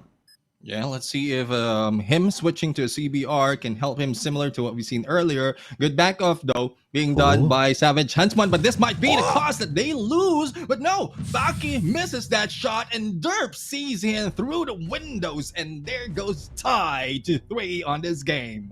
Call of Duty Mobile timing works against Forsuits Esports, but you do see communication being improved here on the side of Huntsman. There's no way in hell Derp would have been able to hit that shot. He had no vision on that player initially, but you see that being the fix. So this is going to put Forsuits Esports on the back foot a tad bit. Very quick attack coming through. It is a face-off here at the bomb site. Derp missing that shot. Will not miss the second one. Spots yet another Xavier for the finisher. And the Huntsman right now, SAVAGE HUNTSMEN takes the lead in this game. A good hit coming from Derp with the double snipe. And after he has been taken down, information has already been relayed. Thus, the finish has been applied by the SAVAGE HUNTSMEN. But how can they do it this time around, as they are defenders and Forsuits Esports can dictate the pace of the game? A 3-2 split coming through from the defending team of Huntsman. The attackers, on the other hand, looking for frags, and Baki finds a perfect one off of the head of Captain Derp. Huntsman loses their captain and the short caller. Can they sustain? 4 more players. Hopefully those trophies are played. Chari! He receives one, gets the head mark as well. Chari almost loses his life, but Baki hits a second. Xavier nerf, and Huntsman are in trouble. And they are in trouble right now, but not anymore. They are on a 3-on-3 on the man advantage. And let's see, no plan being done just yet by Omo, as they are just waiting for that opportunity. Chari and one more will be on that arches, and Trav is just waiting for anyone to peek in. And with Fennec in hand, that's a little bit too far. Not so much of damage might be done, but Fennec, Omo has been taken down, brings it to a 1v2. Trav's the only guy remaining, but no, he has been taken down. Pistol by Josh brings it tied once again. And with that rotation, the slowdown that has been done by Forsuits Esports threw off the advantage that SAVAGE HUNTSMEN has. Thus, we are brought to a tie. Tie, brother, it is all equal. Both teams putting out great effort, making sure they find those adjustments right after mistakes are committed. This is where you can afford to make those mistakes as well as jump right back in. The frags on both sides absolutely equal. You love how this match is just so neck and neck. Josh finding that first frag is going to open up the game. Trophy taken out of the equation as well. Ace with a big opportunity, but just doesn't find the finisher. Doesn't find anything to finish off as well, but who's finishing? It's Zen on the other side against Josh. It is a 4v4 situation, but Derp sees one Almo as well and brings it to one, favoring. Oh no, it is a 3v3 situation right now. Baki just changed it, that battle, as Savior has been taken down. Derp though, good angle to hold, but no one to see just yet. And Aski is in a standoff against Jimbo's. Good thing Jimbo's not moving that much. Sen can provide a good backup for him once Aski peeks, and there goes Jimbo's for the hit and the double as well with R9 Hopper. When Jimbo's is not playing that objective, this guy is an absolute terminator. One of the only players to rock that R9-0 and do so well with it. Defensively, Huntsman played that down to the T. Very aggressive, holding the mid part of the map, not allowing the attacking side of 4Suits Esports to get anywhere close to the bomb site at all. Cutting their numbers down one after the other. 4Suits felt so pressured, they just couldn't play that round. This time round, though, they're being forced into the exact same situation again. Yeah, but 4Suits has information already on to that alpha because of the nades being thrown into that direction. And Aski trying to go for a pre-fire, but no one's rushing in. A standoff is on a hole, and Zen just goes in for a spray. But Baki was able to take down Derp, and Zen might have this advantage if anyone rushes in from one side. But it is Trap or Savior rather, who is in trouble because 2 is in front of him. Love the position held on by Zen there. A quick knock, a quick shot actually, and a quick reposition makes him almost invisible at that position. Jimbo's on the other hand, waiting for the opportunity. Chari access CBR4. R90 spots it. No aggressive maneuvers coming from Jimbo's as he repositions and finds it. Good backup indeed, but Olmo goes in for a double, bringing it to a 2v3 favoring 4Suits Esports. And plan is being done right now. Baki sees one, misses it, and Zen goes in for the spray. Jimbo's and the Zen combination is an unbreakable bond, but Olmo right now sees them already and is waiting for them to show up. 35 seconds on the clock right now. It's counting down, and Aski holding a different angle. Let's see who's going to rush in and who can be taken down. Zen goes in against Olmo, but the trade-off has been done. Ace in there almost, but with few HP, and waiting for that recovery. Ace has opportunity, and there goes Jimbo's for the hit. The fusel is on, and they are match point. Flick off the match. Jimbo's with the R90 finds the clutch. The objective player of Huntsmen, giving that lifeline for the side of the MYSG squad. And like you said, Nep, the match point as well. A well-played game thus far between the two, with Huntsmen just outsmarting 4Suits Esports. And the aggressive defense seems to be working out in their favor. This time round, they're pulling it off once again, meaning 4v4 right down here at Broken. This is what has broken the spirits of Savage Huntsmen from the freeze round. The rush run that has been done by 4Suits Esports. There's a quick matchup or quick round has happened and bring it closer to a 1-point lead. So let's see if that will happen this time around. A different approach being done onto that Bravo. 3 might meet them, and Baki is the guy who misses the shots. And Trav trades off in his engagement. It is quickly as that 3v3. A great counter earlier on, but it does not work out this time around as Huntsmen wrap up the S&D game 7-5. Earlier, it was a supreme counter by 4S Esports. If you want to deal with aggression, you got to deal them a little bit of aggression right back. They did exactly that, and that round was quickly over. They held them to that match point, but Savage Huntsmen were going to wait absolutely no longer. They walk away with a fantastic victory. This was a well-earned victory with Savage Huntsmen outsmarting their opponents. Yeah, I mean, for the final moment, it seems that the Savage Huntsman understood that after the first rush that has been done by Forsuits Esports, they will be going for the different side. Thus, they anticipated that they rush through it as well, having one from behind so that they will not be annihilated that easily, and they took advantage. Thus, the 75 points right here, and probably that's one thing that Forsuits Esports can I would say, sorry, that Savage Huntsman can risk, because if in case that didn't work, it will still be tied in a 6-6. Overtime will be happening, and they have a chance to do a different approach.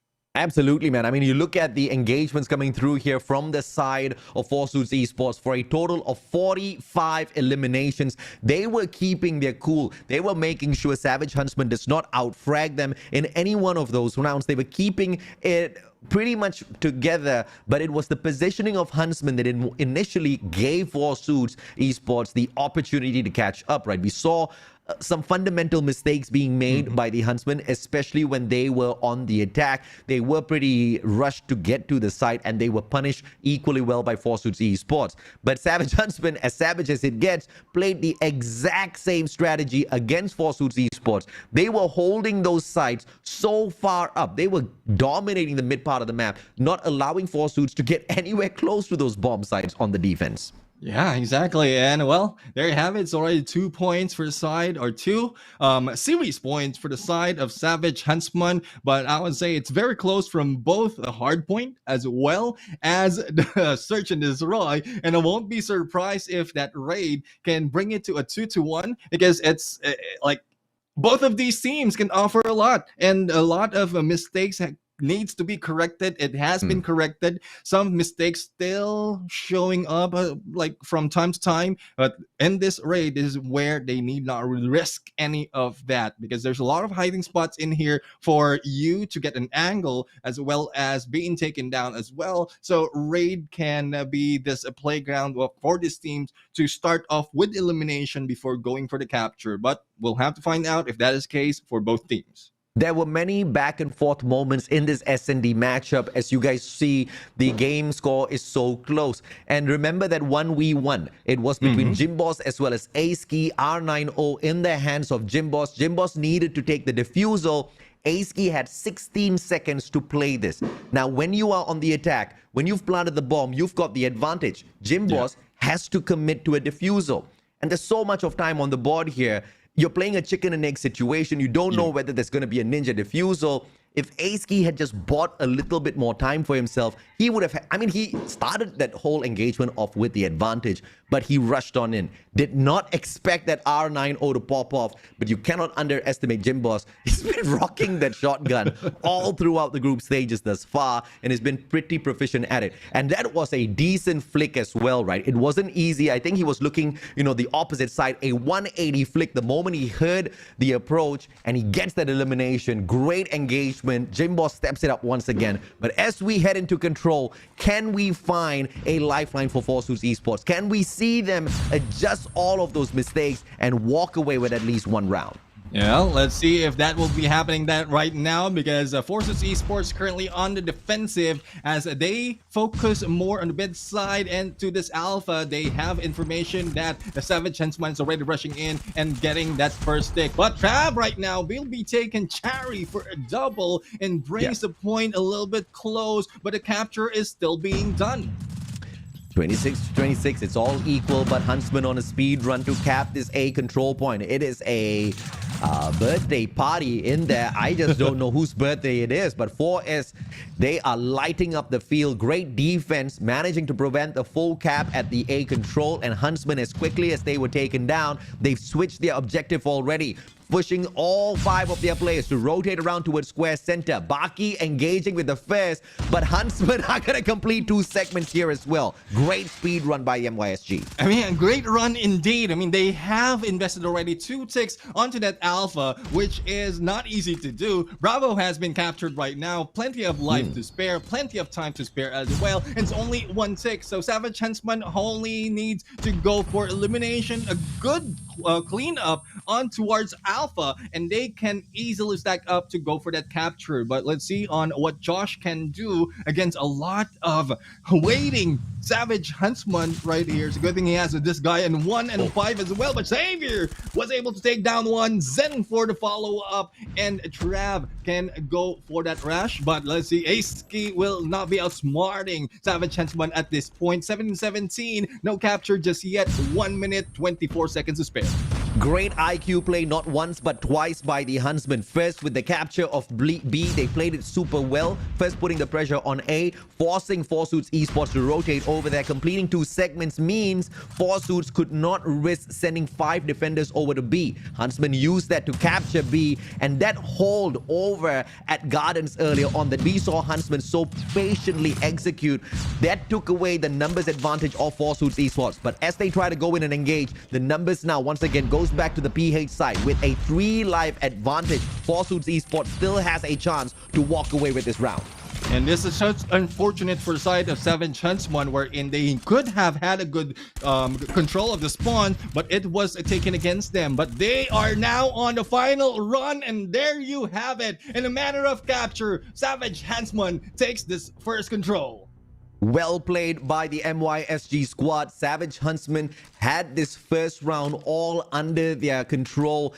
And it was mainly the strategy play. Attack A, switch it over towards B, play the game of numbers, and 4Suits Esports fell into their trap. Savage Huntsmen know the mindset as well as the strategy of control at raid, and they're playing it down to the T. 4Suits Esports trying to execute something similar, but it seems to be a softer version of that. Trying to attack 2 sides at the same time from the get-go isn't gonna give them the advantage just yet. Yeah, there's not so much of advantage, especially when Zen just pulled out a death machine against 4Suits Esports, and they have been cleared out and pretty, and they're going for 2 for Savior, and they are just in a cleanup mission, and the advantage right now by Savage Huntsman is already increasing to 6. Let's see if the rush will be taken by Savage Huntsman. All will take it slow. Savior for that hit, and another one to follow. Oh my goodness, Baki has been taken out. Savior is still alive. Great rounds of engagements coming through from MYSG. Savage Huntsman really bringing out that savagery now. Barely a scratch on either side of this control point, and 16 lives left for the attacking team of 4Suits Esports. But finally, they put their names on the kill feed. Derp nerfing them down one after the other, but it is the attack on B that Savage Huntsman now need to worry about. First segment has been taken away, but here comes the defensive pincer maneuver out of Savage Huntsman. Savage Huntsman going in for 3-man approach, and no one can survive the battle, especially with Jimbos and R9. But Josh tries to push through. It's now 1v1 on B, and still it is being won by Savage Huntsman. Another one will be done, and it is just this Trav who cannot be taken down. 6-14 on the lives, make that 5-14. Though the capture is being done, time is still running out for the side of 4Suits Esports.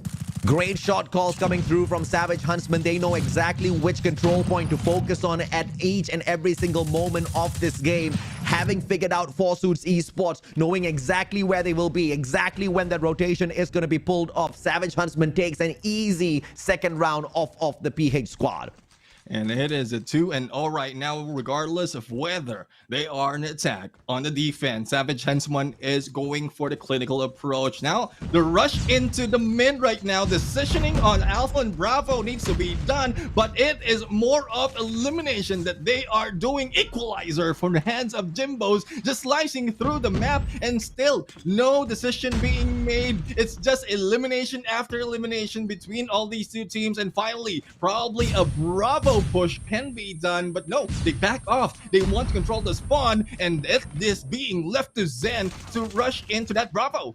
Smart operator investment from Savage Huntsman, not investing all 3 at the same time, waiting for their players to build it up. But Trav and Xavier gonna be holding back their operators just in case 4Suits Esports manages to turn things on its head. Derp is gonna bring out the Annihilator. Does not really walk away with a lot, but when Jimbos is traveling around with that R90, that's pretty much an operator in itself. Huntsman, 2 segments completed at this B control point, and the defense is pretty soft. Finally, 4Suits Esports making their way in there, but that's not going to be much of a help, because here comes the switch around in terms of objective. It's a good thing that Forces Esports was able to do the smart thing and stay inside Alpha. They will not be baited anymore. They want to be, they'll not be tricked, but a 2v2 will be turned to a 2v1, and Derp right now, oh, missing that shot, but still, they have a growled at the Alpha, going in for the first stick, probably a second if they go for that two-man stack, and they are doing so. Still, one guy for the side of Forces Esports is staying, and it's not the manpower that they are going to pull out a lot in terms of clearing out that Alpha. It's a good thing Olmo has the grab vortex on his side, but it's not so much that they can stop the 1-2 capture from both of the sides. Forces Esports does not understand the kind of pressure they're dealing with. They're spreading out their defense a little bit too thinly, and they don't seem to be able to sustain their gunfights against the MYSG squad of Savage Huntsmen, who have been able to spin them around their fingers and twirl them all around of raid. And now, one huge engagement opportunity for Chari. If he turns around, wins this, he holds on to a perfect defense, and he gives a lifeline for the rest of his squad. 10 versus 5 lives. This is still winnable for the defending side of Four Suits. 4 spree already for this guy in Cherry. No one can put him down, and Gavin there still falls in for the trap. 5 spree and finally being taken out of this game, but it's a little bit too late. The damage has been done. 2 remaining for the side of Savage Huntsmen, and there's still 2 capture to be done with 43 seconds remaining into the clock. And there goes Jimbo's going down. Savior's the only guy who can save this team, but what can you do against the 8 lives that the Four Suits Esports has? Not so much. Yes, you can pick a few, but it will be amazing if you can clutch this to a T. Absolutely, brother. From a 1v8, it's now a 1v6. Still in an uphill battle with 17 more seconds to go. Everything's against Xavier at this point of time. Four Suits just needs to play defense, and Josh catches him out in the open. Xavier nailed down. A great round won back by Four Suits Esports to stay alive at the very least in control. This is where Four Suits Esports is showing that in terms of elimination, they can put out a lot of damage output against the strats that is being pulled out by Savage Huntsmen. On the attacker side, let's see if that can be done once again. And with Aski on the Sparrow, goes in for a Sparrow spree. And no takedown against Aski just yet, but backstab has been done as he is proning in there. And Olmo tries to follow up, but he doesn't get that kill. A fantastic investment of an operator is when you're walking away with a minimum of 4 to 5 eliminations with you. Unfortunately, Aski, those were some flashy plays, but just not a effective investment of the operator. 1 more for the side of Huntsman, but 2 to waste for the side of Four Suits Esports. You see Aski dropping the ball on the operator isn't going to punish the squad all that too much just yet. Chari needs to do well with the Annihilator. Finds one, nails it down for himself, and it looks like the attacking side of Four Suits Esports is going to open up this A-Hill now.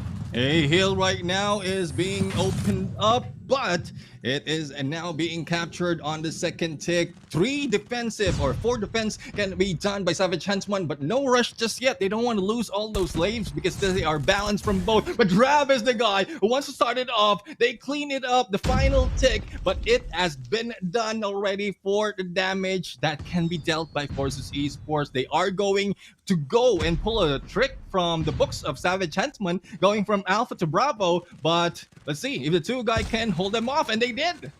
Absolutely, man. I mean, crazy improvement from Savage Huntsmen as opposed to their previous matches that we saw them kind of be 50-50 on. We can see they've put in a lot of work to get this sort of dominance. Derp has been putting in the time on those snipes as well. 5 more lives left here on the side of Four Suits Esports, but I can tell you right here, right now, Huntsmen have outplayed them, and Derp is the MVP in terms of performance, hands down. And Derp, I don't know if he's wearing 2 Locus at this point, because I think we saw him switch, but no, it's Elcar right now. Let's see if he can beat it. No! Zen is the one literally beating him with that punching glove, and Olmo goes down. Savage Huntsman right now, proving their savagery for that 3-0. This is a different team. This is Huntsmen in their savage form. This is Huntsmen at their very best. This is Huntsmen showing that they're not down and out just yet. Yes, this squad has had way too many roster changes in the past, but I'm finally starting to see this is what Derp was working up towards. This is the kind of synergy Derp has been trying to get in terms of composition of squad. He hasn't been able to find it in the previous players, and he has finally hit the sweet spot. He's also performing ultra well out there on the battlefield. Unfortunately, although Derp had the numbers in terms of eliminations, Xavier does sneak away the MVP title officially from this matchup, from those captures on the hills. But overall, fantastic play, fantastic series, courtesy of Savage Huntsmen. Yeah, they started off already starting with that 2 points lead against Forces Esports. So the catch-up has been done by Forces Esports, but again, Savage just telling them that you cannot outsmart us in a gameplay that we've done to you earlier. Thus, they stop the approach on the switcheroo. Thus, that Bravo capture was not even didn't even get that one tick from that final moment, and eliminations has been done all throughout. Thus, 3-2-1 on to the scores. This is not a walk around, but this is one thing I would say. Savage Huntsman is a different Savage Huntsman from the earlier days of this Garena Masters 5. And I think we are going to see them in different gear later on.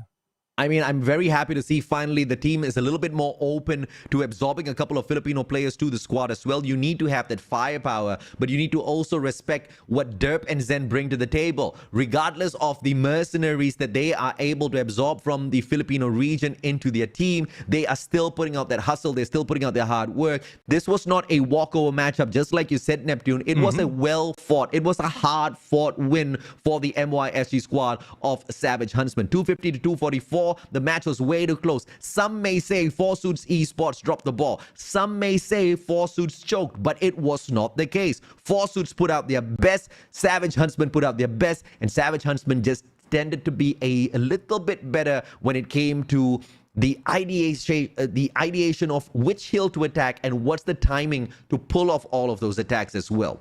Yeah, no, with this 3-0, this is a real Savage Gentleman moving up to the ranks. I mean, imagine they came from at the bottom, and now they're starting to glow. They're starting to show up, and now they are currently a number 3 after the 3 wins that they have, even overtaken the 4S Kincaid that had the 3 points against the Spender not showing up this time around. But again, this is the difference when you are already in there in the top, and just like not so much of effort can be put in, but there's still effort though. But compared to that story against the Savage Huntsman story, there's a lot of effort. It's paying off, and it is showing on the scoreboards, and I love it. I mean, no doubt, bro. I totally resonate with exactly where you're coming from. I agree 100% as well. So much of improvement, so much of growth from the side of Savage Huntsman. And I see the maturity in terms of the timing of those operators as well. And the one comment that I made during this SND matchup at Slums was the communication on the side of Savage Huntsman could be better. I think there were many engagements where they could have walked away the victors, and Forsuits Esports should not have been given those rounds. But due to some fundamental errors coming through from the side of Savage Huntsman, some gaps in communication, they tended to give away those rounds. But you saw that being very cleanly wrapped up towards the end of this SND, where they got that victory, as well as in and throughout this control game. Yeah, I love how they went in for a double capture. It's so quick in the start of this in this control mode that they went in for double capture, and then switcheroo going in for that Bravo, and just waiting, playing with the mind of Forsuits Esports as to where they will be going next. But it is what it is. They need to go and pull out a few tricks that we've seen from those of the Titan. But speaking of Titan, there's a Titan of a captain that we have. Savage Huntsman Derp right here as an MVP, 31.67 and an average kill. That is a lot, AJ. Well-deserved MVP of the game, MVP of the whole of MYSG, hands down. Derp has always been the backbone of Huntsman. Derp has been the one who kept the brand alive even after the departure of their captain. In fact, the team started doing better after the departure of the previous captain, and Derp, when he took over the helm, when he took on the responsibility of captain, dude, a lot of pressure on his shoulders, but I think he has shown up not once, not twice, but each and every single competition, giving his best, and this is the result from all of the time and hard work. But even through his gameplay, you can see all of the investment of time wasn't just during the tournament, but also before. We have got a interview segment with the winners now as well, Neptune. I'm going to be delighted to speak to them because that was a phenomenal victory over Forsuits Esports. Yeah, exactly. And I'm guessing who will be the guy who will be interviewed. I won't be surprised if it's Derp, because so many times that Derp has faced us in here, answers most of our questions. And whoa! It's not Derp this time, and I think it's Finral is in here on our interview section. Finral, sir, good morning, good evening. Welcome to the interview segment. Can I please have you introduce yourself as well as the role that you play for Savage Huntsmen, please? Hello. Hi, Finral. Can you hear us? Finral, dengar tak? Hello? Wait, I can't hear you guys. I'm sorry. You can't hear us. No problem. Production, can we try to sort it out? Finral can't hear us. We are trying to get the issue sorted out in the background, ladies and gentlemen, boys and girls. Do bear with us. We will get Finral right back on this interview segment. I'm actually pretty curious to see what has been the working magic in the background that has brought the Savage Huntsmen all the way up to this point. Yeah, I mean, we're really curious as well. And, well, I guess while we are fixing this issue, guys, take advantage of this time for you to like and share the stream, and also share this like all the broadcasts that we have, not just for today but also the upcoming ones, because there's a lot more that's happening, especially with what we've seen in this matchup. We thought it would be a 2-1. We thought it can go tip to either side, but it was a 3-0 and has been brought to us by Savage Huntsmen, when we also was not expecting it, because in the start of this competition they didn't do that well. So a good rise for Savage Huntsmen indeed. You know, it is going to be really tough to get through to the next series if I don't get a interview segment with the players of a fantastic showing on the side of MYSG. Savage Huntsmen deserve to have their spotlight, but unfortunately I don't think we managed to sort out the audio issue just yet. We're still waiting for an update from the side of production. But Neptune, what do you think, man? Can we expect this form of Savage Huntsmen all throughout the competition? Because, dude, they really stepped up.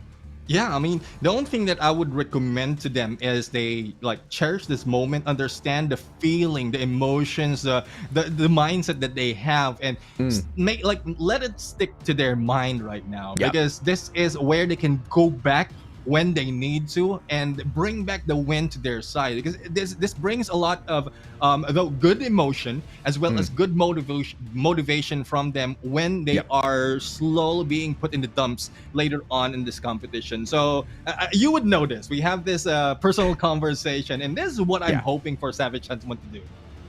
I mean, amen, bro. I'm actually expecting them to do the exact same thing as well. We've got Finral once again. Finral, buddy, can you hear us? Yes, can. Hello. Fantastic. Can you guys hear me? Welcome, Finral. Congratulations on the amazing victory over Forsuits Esports. Can I get you to introduce yourself to the whole of the Garena scene? Who you are, what role do you play for Savage Huntsmen? Hi, I'm Finral, and I'm the current coach for Savage Huntsmen. And there you go. This is one of the fundamental reasons why we are able to see amazing play, such a game-changing approach for Savage Huntsmen in that matchup against Forsuits Esports. Talk to me about what sort of a change did you bring to the squad, Finral, when you took over, because I think this team has been struggling for a bit without a actual coach. They've had in-game leaders who have been able to make a couple of shot calls, but what was the one thing you noticed about the squad and brought improvement to this far?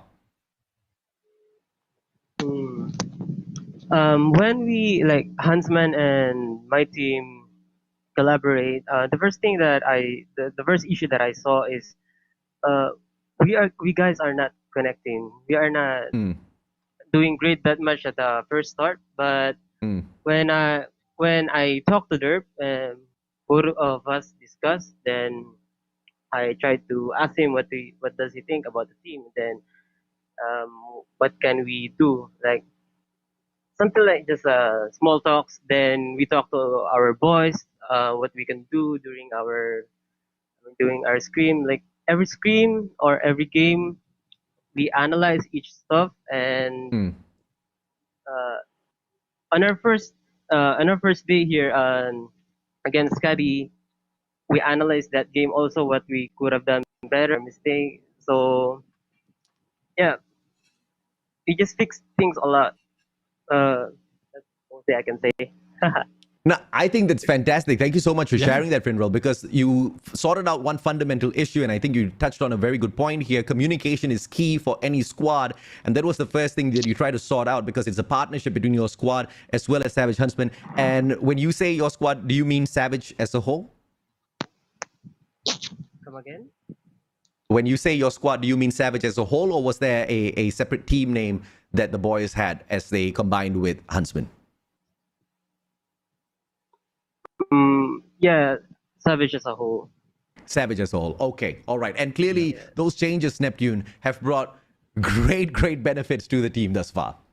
Exactly. I mean, I would understand his point as well, and it's a good thing that they went in for the fundamentals because I did handle a team, and that's where we started off. Even if we consider it as basic, but at some point, some of the players, some of the teams like at some point forget the basics. So you just need Yes. to bring that in and like practice all throughout. But Finral, what are we expecting that a team will be doing next, especially as they have this motivation right now? Is there any additional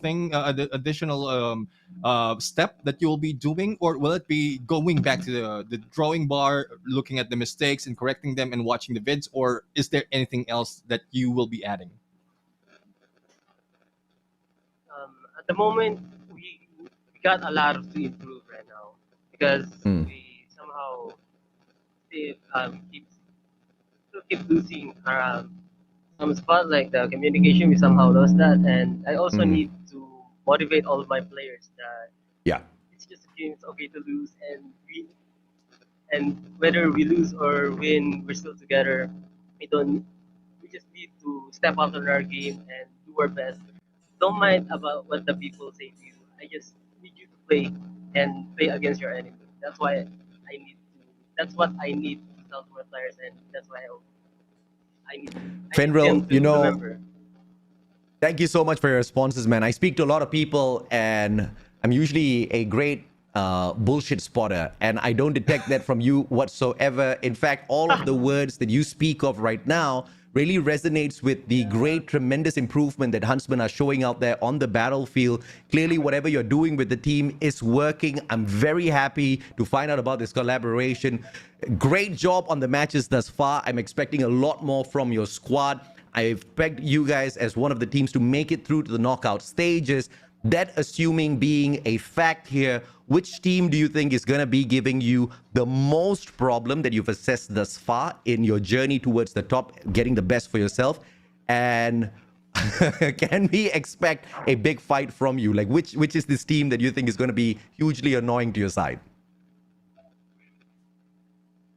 I would say this is still not our strength. We will do more better in the future because what I see here right now, we maybe still made some mistake, but in the near future we're still going to do much better than this because we're not gonna stop.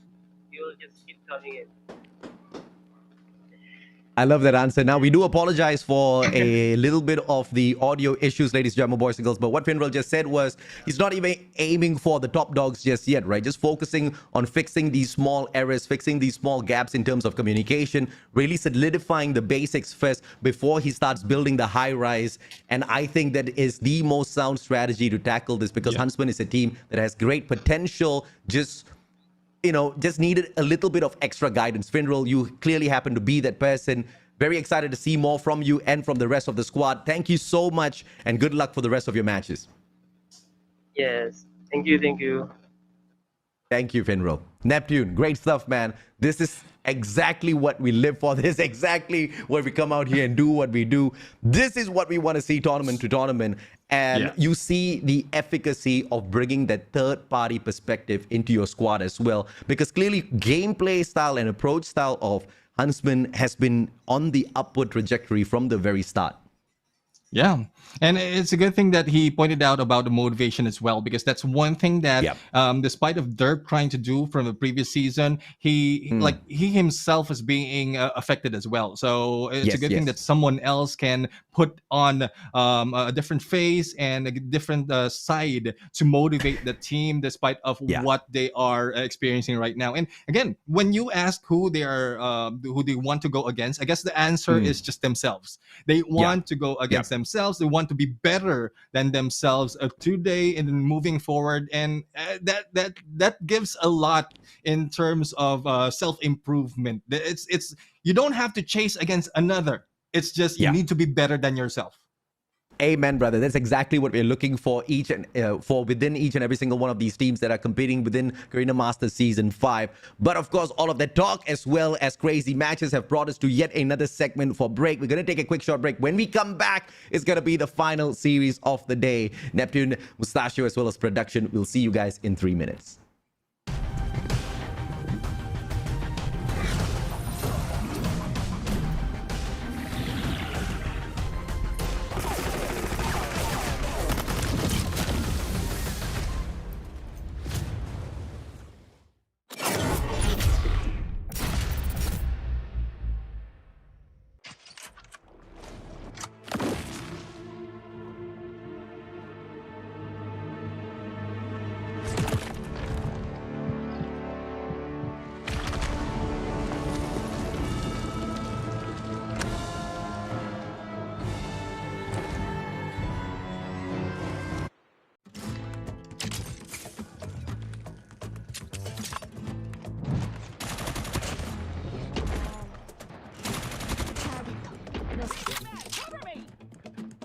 UAV recon standing by. Repeat, UAV recon is deployed. Predator missile on stand there. Keep it up.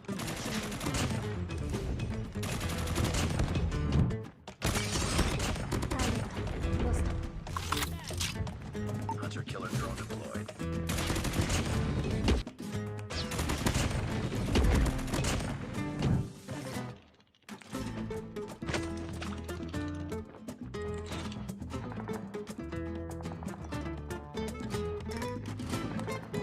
Keep it up.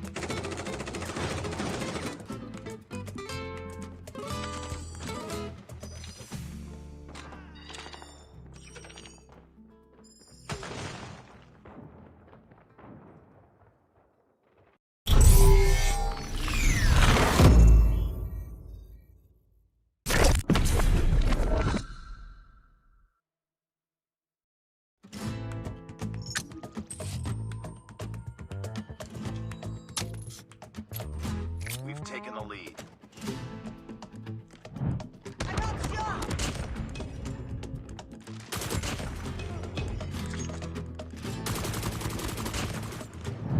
I got shot! Standing by. Heads up. Enemy UAV spotted. Predator missile away.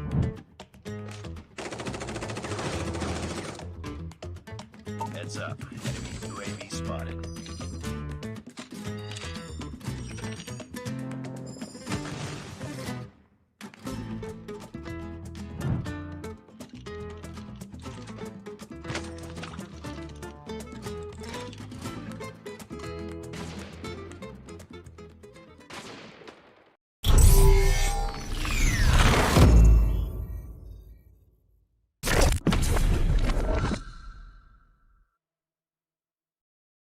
What's so bright? It's hard to breathe, but that's alright. Welcome back to the hottest action for Call of Duty Mobile Esports that you're going to find out there online today. My name is AJ. I'm the Mustachio down here with Neptune, the Gentleman Gaming. And this whole production is brought to you by Garena Call of Duty Mobile. This is Garena Masters Season 5. Yet another day in a number of great group stage days. We've got 2 groups and a total of 14 days of play to see exactly who are the creme de la creme squads that get into the knockout stages. And for today, we have finally arrived to the final series, and you know we've had fantastic back and forth matches, but Yes. there is a huge probability, Neptune, that this next one is gonna be one-sided. Yeah, I mean, earlier we thought that it will be balanced, but the result is already one-sided. That's What true. more if we are given set of teams, and no offense to LVX, because this team really has had a great start in terms of experience in the in the tournament league. Thus, they have really need to expect not so much to. I would say in terms of going against a Titans just like ZHIG ZHAG. But let's go for recap. First, this is PV SAGE against SKADI. It's already a 3-0, but PV SAGE showed a little bit of potential in terms of the gameplay, but not so much that they can get a point. And second match is in here. It really didn't happen because Spender didn't show up, and thus Forrest Kincaid grabbed that 3 points. But this is the third match, which is really surprising. It was between the SAVAGE HUNTSMEN and Forces Esports. Balance all the way, but SAVAGE HUNTSMEN just took all 3 games. Yeah, absolutely, man. I mean, it's not how you start, it's always how you finish. And SAVAGE HUNTSMEN, they finished all 3 games within the series in a fantastic fashion. But of course, we pushed the spotlight over to LVX with a lineup of Joke, Flacco, Yam, SKADI, Light, as well as Yukish, the team that has got a uphill battle to fight out in a little bit. They take on the craziest trollers the world of Call of Duty Mobile has ever seen out there on the esports stage. ZHIG ZHAG, a team that has been obliterating squad after squad. Yeah, let's see if that is the case. If we can see an enjoyable match this time that the ZHIG ZHAG has often showed us. But I'm pretty sure LVX will be all focused in them to get at least one of the maps from this lineup. But as we are talking about ZHIG ZHAG right here, we have Incendio, Irfan J, and Shadab as the original member of this team. Next is FDX and SKADI together with Bingo. ZHIG ZHAG is a team to be reckoned with as they have a perfect run and probably continues on balance against that SKADI team who's currently in number 1 who have 15 already. But as you can see, they are chill right now. There's not so much of a different mood compared to what we've seen them in the previous days. We might be seeing a serious ZHIG ZHAG right here. I think this is just one of those teams that is capable of absolutely ruining your day if you find them on a random ranked match, right? It's also the kind of team that can break your spirits if you take them on and give your best and you still get trolled by a couple of executions. That is the capability of ZHIG ZHAG. And as we head on into Summit Slum Standoff, regardless of the composition of maps, it's always gonna be a tough fight if you are a team that's just on the climb up towards the top versus a team like ZHIG ZHAG who's dominated the top for such a long time. But although they've dominated for a long time, never a single time in the past 4 seasons of Garena Masters have they become champions. This is the 5th Garena Masters and they're going for it yet again. But I think this form of ZHIG ZHAG might just be able to pull it off. Yeah, I'm looking forward to it. It's been a long time already. It's not just Garena Masters. Even from previous competition, we've seen this team grow. And for Garena Masters, that is one hope. That is 5 seasons already. And again, it's devastating though to think, especially on 4 seasons, you haven't grabbed that championship. But I'm pretty sure they've given all that they have. But with a summit map on this Hardpoint, it is just looking like a day in the park for a walk in the park for the side of ZHIG ZHAG, because when the last time that they were here, they went against Spenders and just brought them, introduced them to the 50-point club. Yeah, I mean, we know what ZHIG ZHAG is completely capable of doing. I'm not even going to look at their stats just yet now. I'm going to be looking at what LVX is capable of on Summit Hardpoint. And unfortunately, when they took the matchup against SKADI, they couldn't even get up to that 150-point mark. There was a lot of effort, great rotations, but the control of spawns just wasn't to the side of LVX. And that was mainly contributed by the lack of capability when it came to the gunfights. And if that was going to be the situation against SKADI, you know ZHIG ZHAG's gonna be running the show out there, at least on Hardpoint. SND, I want to expect something out of them, but even against SKADI, they could only afford to take away one round. You know, against a squad where you've got Shut Up, where you've got FDX kind of, you know, just absolutely slaying in these SND matches, it's gonna be really, really difficult to overwhelm ZHIG ZHAG. Yeah, let's see if that is the case this time, if they can overwhelm this fight as the battle will start. The first hard point will open up on that P1. Good rotation being done by ZHIG ZHAG at this point. Jadup already behind enemy lines, but unfortunate for him, he has been taken down, but a good approach for this team to grab hold of that hill. 8 points going to 10 already, and not so much of pressure being brought in by this team of LVX and FDX right now, who might be the ones who will be taken down. Thus, they're still continuing on, and no step in for LVX just yet, apart from the 5 seconds that they have invested. And Shut Up once again stepping out from those comfort zones, just going for the initial slays. They cannot be put down that easily, and almost a full 60 has been grabbed, if not for the time stoppage, as well as a few seconds that has been grabbed by LVX. 6 seconds spare, scrap points being given to LVX, early rotation already being done, and there is not so much of distance that they will be traveling, as is P2 that's just near on this area. But as we see, it is Joke together with Light right now. Who can light this up? They are the ones who start it off, but Incendio from the side has been taken down, and LVX takes the point this time around.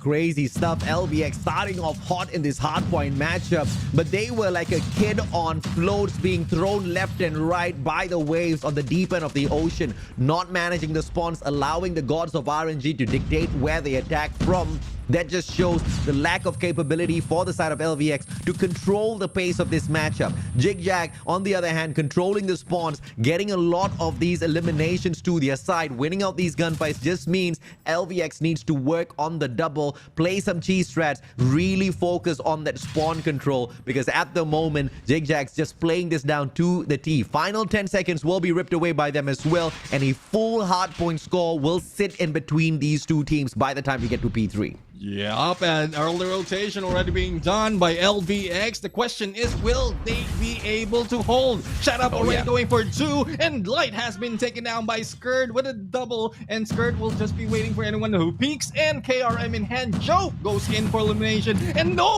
Wasted claw right there, and it is Shut Up who goes in with a Sparrow to try and pay it off, but still being taken down. Points still to the side of ZHIG ZHAG, and the ingress is going for the guys in blue. Case in point, where you can have great mastery of the map, you can have great control of the spawns, you can have the advantage in spawns, but if you're not going to be dominating the gunfights, nothing will come of all of that prowess. 23 to 109. ZHIG ZHAG leaving LVX in the dust. Then it is mainly the gunfight that is putting ZHIG ZHAG pretty much in the running, in the driver's seat throughout this whole matchup. And look at LVX giving up so much of those points for an early rotation. Unfortunately, they're playing a losing battle here. What happened at P3, highly probable happening at P4 in a couple of seconds. But their jokes out on the prayers of ZHIG ZHAG. I wanted to say that because the operators came out, but Incendio turned on him. Jokes on him to be able to put down ZHIG ZHAG, as he has been spotted in there in different angle. But Irfan J right now trying to trigger a spawn trap, but they are spawning onto the other side, the middle of the map, and another takeover being done. Incendio going in for the War Machine gameplay, and not only that, a Growl has been pulled out by the troll guy. This is a grouch that they will never be able to fix, bro. 144 to 31. LVX breaking the hill. 27 more seconds to go. The spawn not really held on by the players on the side of ZHIG ZHAG. Light makes quick work of Captain Incendio. Once again, a straightforward attack coming through from the MYSG squad. 18 seconds to go. MYSG finding the break. QWERTY hopping right back into the kill. This is a team of LVX that's not going to take this lying down. They're putting up a fantastic fight. They're losing out a majority of the gunfights, but as long as they keep this alive, there's still hope there. Yeah, as long as they can go for the elimination and also the time on the hill, well, that goes hand in hand, especially in this hard point. But Incendio right now really not letting go. Despite of them already capable of going for the early rotation, they're trying to control the spawns as well. And it is a split spawn being done by this team of LVX, and it is ZHIG ZHAG who have the middle of the map. Point is on them, and they are not letting go. We head back into P1, where I first came up with the assessment that the gunfights were just not going to cut it for the side of LVX, and that seems to be proven yet again as ZHIG ZHAG finds full control of this hill, slaying out LVX the moment they do show up. Incendio on the 7th spree already. He gets a couple more. He's fully streaked out. Sends out the hunter killer drone as well. This guy's running the show. War Machine on investment, and ZHIG ZHAG pretty much runs this whole hard point. They did run, and they run over LVX from that hard point. Only scrap points being given out, and Joke still in the fight, but this brings them to a spawn towards that P2. So it's smart move from ZHIG ZHAG right here to not rush in that much, and they can grab hold of either side of the next hill. Light though, seeing one, but misses those shots. Good thing he rushed in towards the outside, and with the help of the rest of the team, cleans it up. But here comes the barricade of ZHIG ZHAG with shut up on the Sparrow. Even the smokes can stop him. Nothing can stop the team of ZHIG ZHAG from steamrolling this one right now. 60 points for the side of LVX. That's the only consolation it looks like ZHIG ZHAG's willing to give them, but LVX can still earn this one for themselves. They are in a great position. Pincer maneuver executed well. LVX can't sustain those gunfights, but the strategy still can find those breaks on the hill so that they do not get wiped out by the MYSG squad. They get past the 50-point mark, but those getting that 200 is already ZHIG ZHAG and very, very close to that 250 target. 10 seconds remaining, scrap points being given out, and they are doing the early rotation right now. This guy in one, Skird, holding it dear with 3 seconds already remaining for that P2. P3 is going to open up, and Incendio trying to hold the control of the anchor, but he has been backstabbed unexpected from those teams. Yet another straightforward approach by ZHIG ZHAG as LVX circles around to find the early spawn control on this P3, trying to make it their money hill. ZHIG ZHAG once again proved to them that it is not about the spawn control when you take on a uneven fight. It's all about how you dominate those gunfights. No cheese strat out of LVX. They're just taking a straightforward approach. You need a couple of players to flank around from the back as well to punish ZHIG ZHAG. QWERTY doing fantastically well for the squad thus far, and they should be able to go past the 100-point mark here. The limited numbers has worked for the side of LVX, and they are still going through for the final 20 seconds in this hill. And no cheese strats indeed for the side of ZHIG ZHAG though. They just head on, but they grab a capture for that scrap point. And as you can see, though they are being taken down, their spawns is favoring the team in yellow as they have grabbed that first hill rotation, and they are spawning to that side as well. Light a good hold on to this second floor, and as well as Incendio trying to break through with a War Machine, but not giving out that much. Oh yeah, absolutely, man. And now ZHIG ZHAG, although they're trying to find a break on the hill, they do manage to get on in there, but you can see signs of life from the side of LVX. Light going for the pop on the Sparrow, gets the double. Joke on the standby with CBR4 as well, and the signs of life turns into a fantastic opportunity for LVX to prove themselves against one of the greatest squads out there from Garena.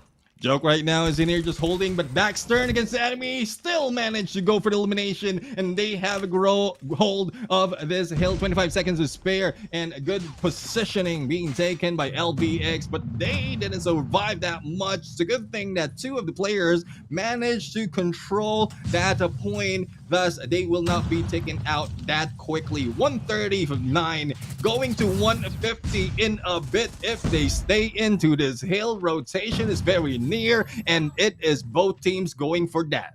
Signs of life from LVX, but only towards the ending part of this matchup. That clearly indicates there were a couple of adjustment issues from the LVX squad towards the starting part of this matchup. And when you give away that many points to ZHIG ZHAG, it is going to be an uphill task to catch up with them. But LVX beating all odds to do exactly that. FDX trying to find the equalizer out of the Annihilator from up top, misses all those opportunities because down below, his team members are making quick work of him. By the time he rotates around, FDX loses the Annihilator, but the guns are more than enough. Look at this fight out of LVX, Neptune. They're really putting their hearts out there.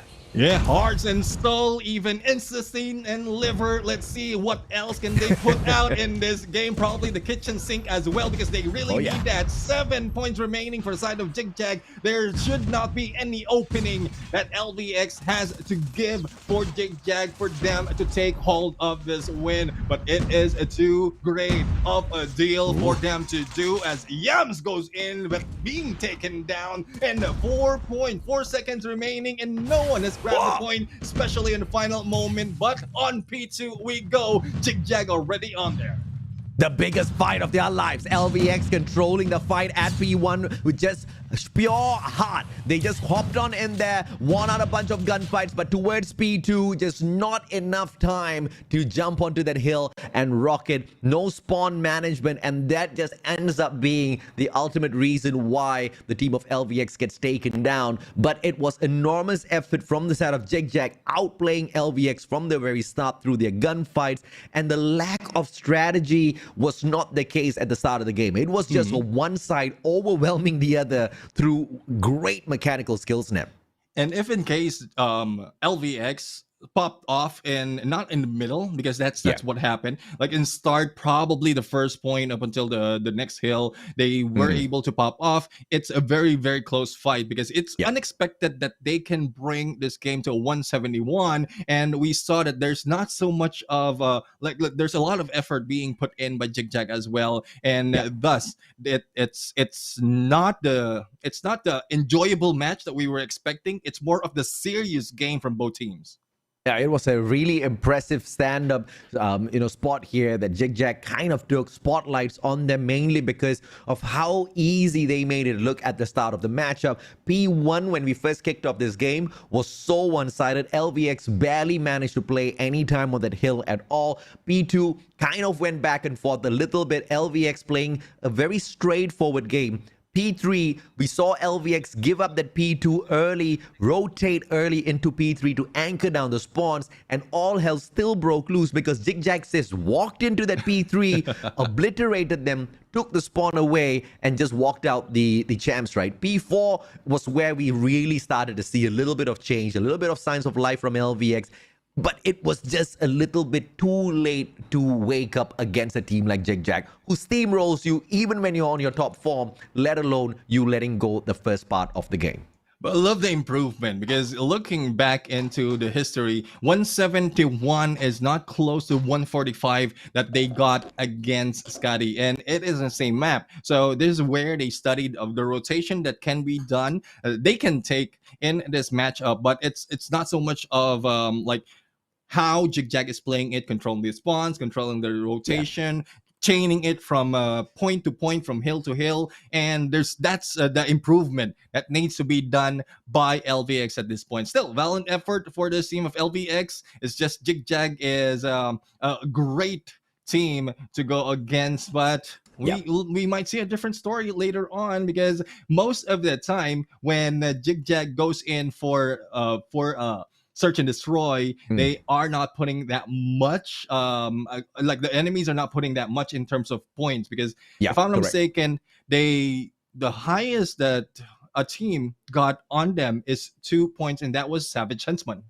Absolutely, man. Savage Huntsmen managed to take away 121 points at their Hardpoint matchup that was played at Takeoff. It was a spectacular matchup, but that is Savage Huntsmen. LVX being able to kind of match up against the Savage Huntsmen's, performance up against a team like ZHIG ZHAG, and on top of that, do so much better. In fact, be the best team that has, shown up against ZHIG ZHAG in a hardpoint matchup thus far shows a lot of promise. I'm very excited to see this SND matchup. At the same time, nervous for ZHIG ZHAG, nervous for LVX as well, right? Because them showing up might have annoyed ZHIG ZHAG a tad bit. You know how they really want to put everybody to sleep in this group, and this might just bring out the best in ZHIG ZHAG, which probably might end up being the worst for LVX. Yeah, I mean, at some point they're serious enough on that hard point because of how much they put into the fight, and knowing that it came that close already on that first match, they might be going for a lot against this LVX team on Search and Destroy. So we're going to find that out. The battle will be happening in slums, and we know all the corners and angles that can be taken by both teams. The question is, will they be able to get all those eliminations at this point? Attacker side, LVX, defenders, ZHIG ZHAG, and this is Search and Destroy. All eyes on FDX and Incendio, of course, as the snipers on the side of ZHIG ZHAG, and Yukish is gonna silence shut up straight up from the very start in itself, and that's gonna give them the advantage. Joe shuts down FDX, and LVX off to a fantastic start. 3-5 in the situation. Skirt has been taken down with a double slide, and it is now left to 2. Incendio, and this guy is the only one remaining, a little bit too far from the engagement, and the plan has been done. Joke right now taking a peek into mid, and the rest of the teams are just covering all of the angles, and Flacco is the guy who takes him down. 1 point goes to LVX, and this is not looking like the ZHIG ZHAG that we know of. Yeah, ZHIG ZHAG kind of taking a slow-paced approach towards the defense. LVX surprising them with a very quick fight towards Memorial, find themselves onto that B spot, and even before going in for the plant, it just seems like they managed to overwhelm ZHIG ZHAG with those engagements. Yuki's going to open up fantastically well against Incendio again, only to have Yam straightened out by Irfan J. A 4v4 we have now. Yukish almost taken down right there as Irfan J goes in for rush. Behind end lanes they go, and they are treating it as a spawn trap right now. A little too deep, but there goes Yukish for the hit, and another point goes to LVX. And well, not quite sure if ZHIG ZHAG is just rushing things through, because from what we've seen, they're crossing the half line of this map a little too quickly. But on top of that as well, you want to have a commanding defense to take control of the mid part of the map. ZHIG ZHAG's trying for that as the defenders, but LVX just finding those shots. Yukish hitting 3 big kills in that round certainly gave LVX a huge one-up against ZHIG ZHAG. And of course, the finish is finally coming on through. But this time, the connections are going to be a tad bit slower. All 5 players alive and kicking. Irfan J overextending a tad bit, but not getting careless with the engagements.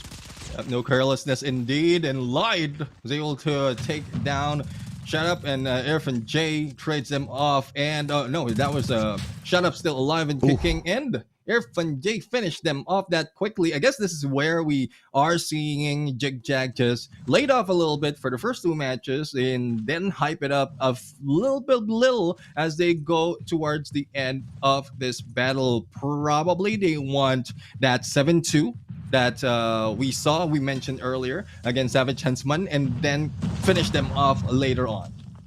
SND really tests your mechanical skills to see how quick you are on those shots. LVX were just a better team on the first 2 rounds. ZHIG ZHAG is playing that slower pace, and when that pace is slower down, a team like ZHIG ZHAG ultimately has the advantage, being able to outsmart LVX. Irfan J hitting the double, just slowly pushing up that line, and defensively they outsmarted them. Shut Up going to open up the first one, gets a double as well, and this time you know ZHIG ZHAG's angry.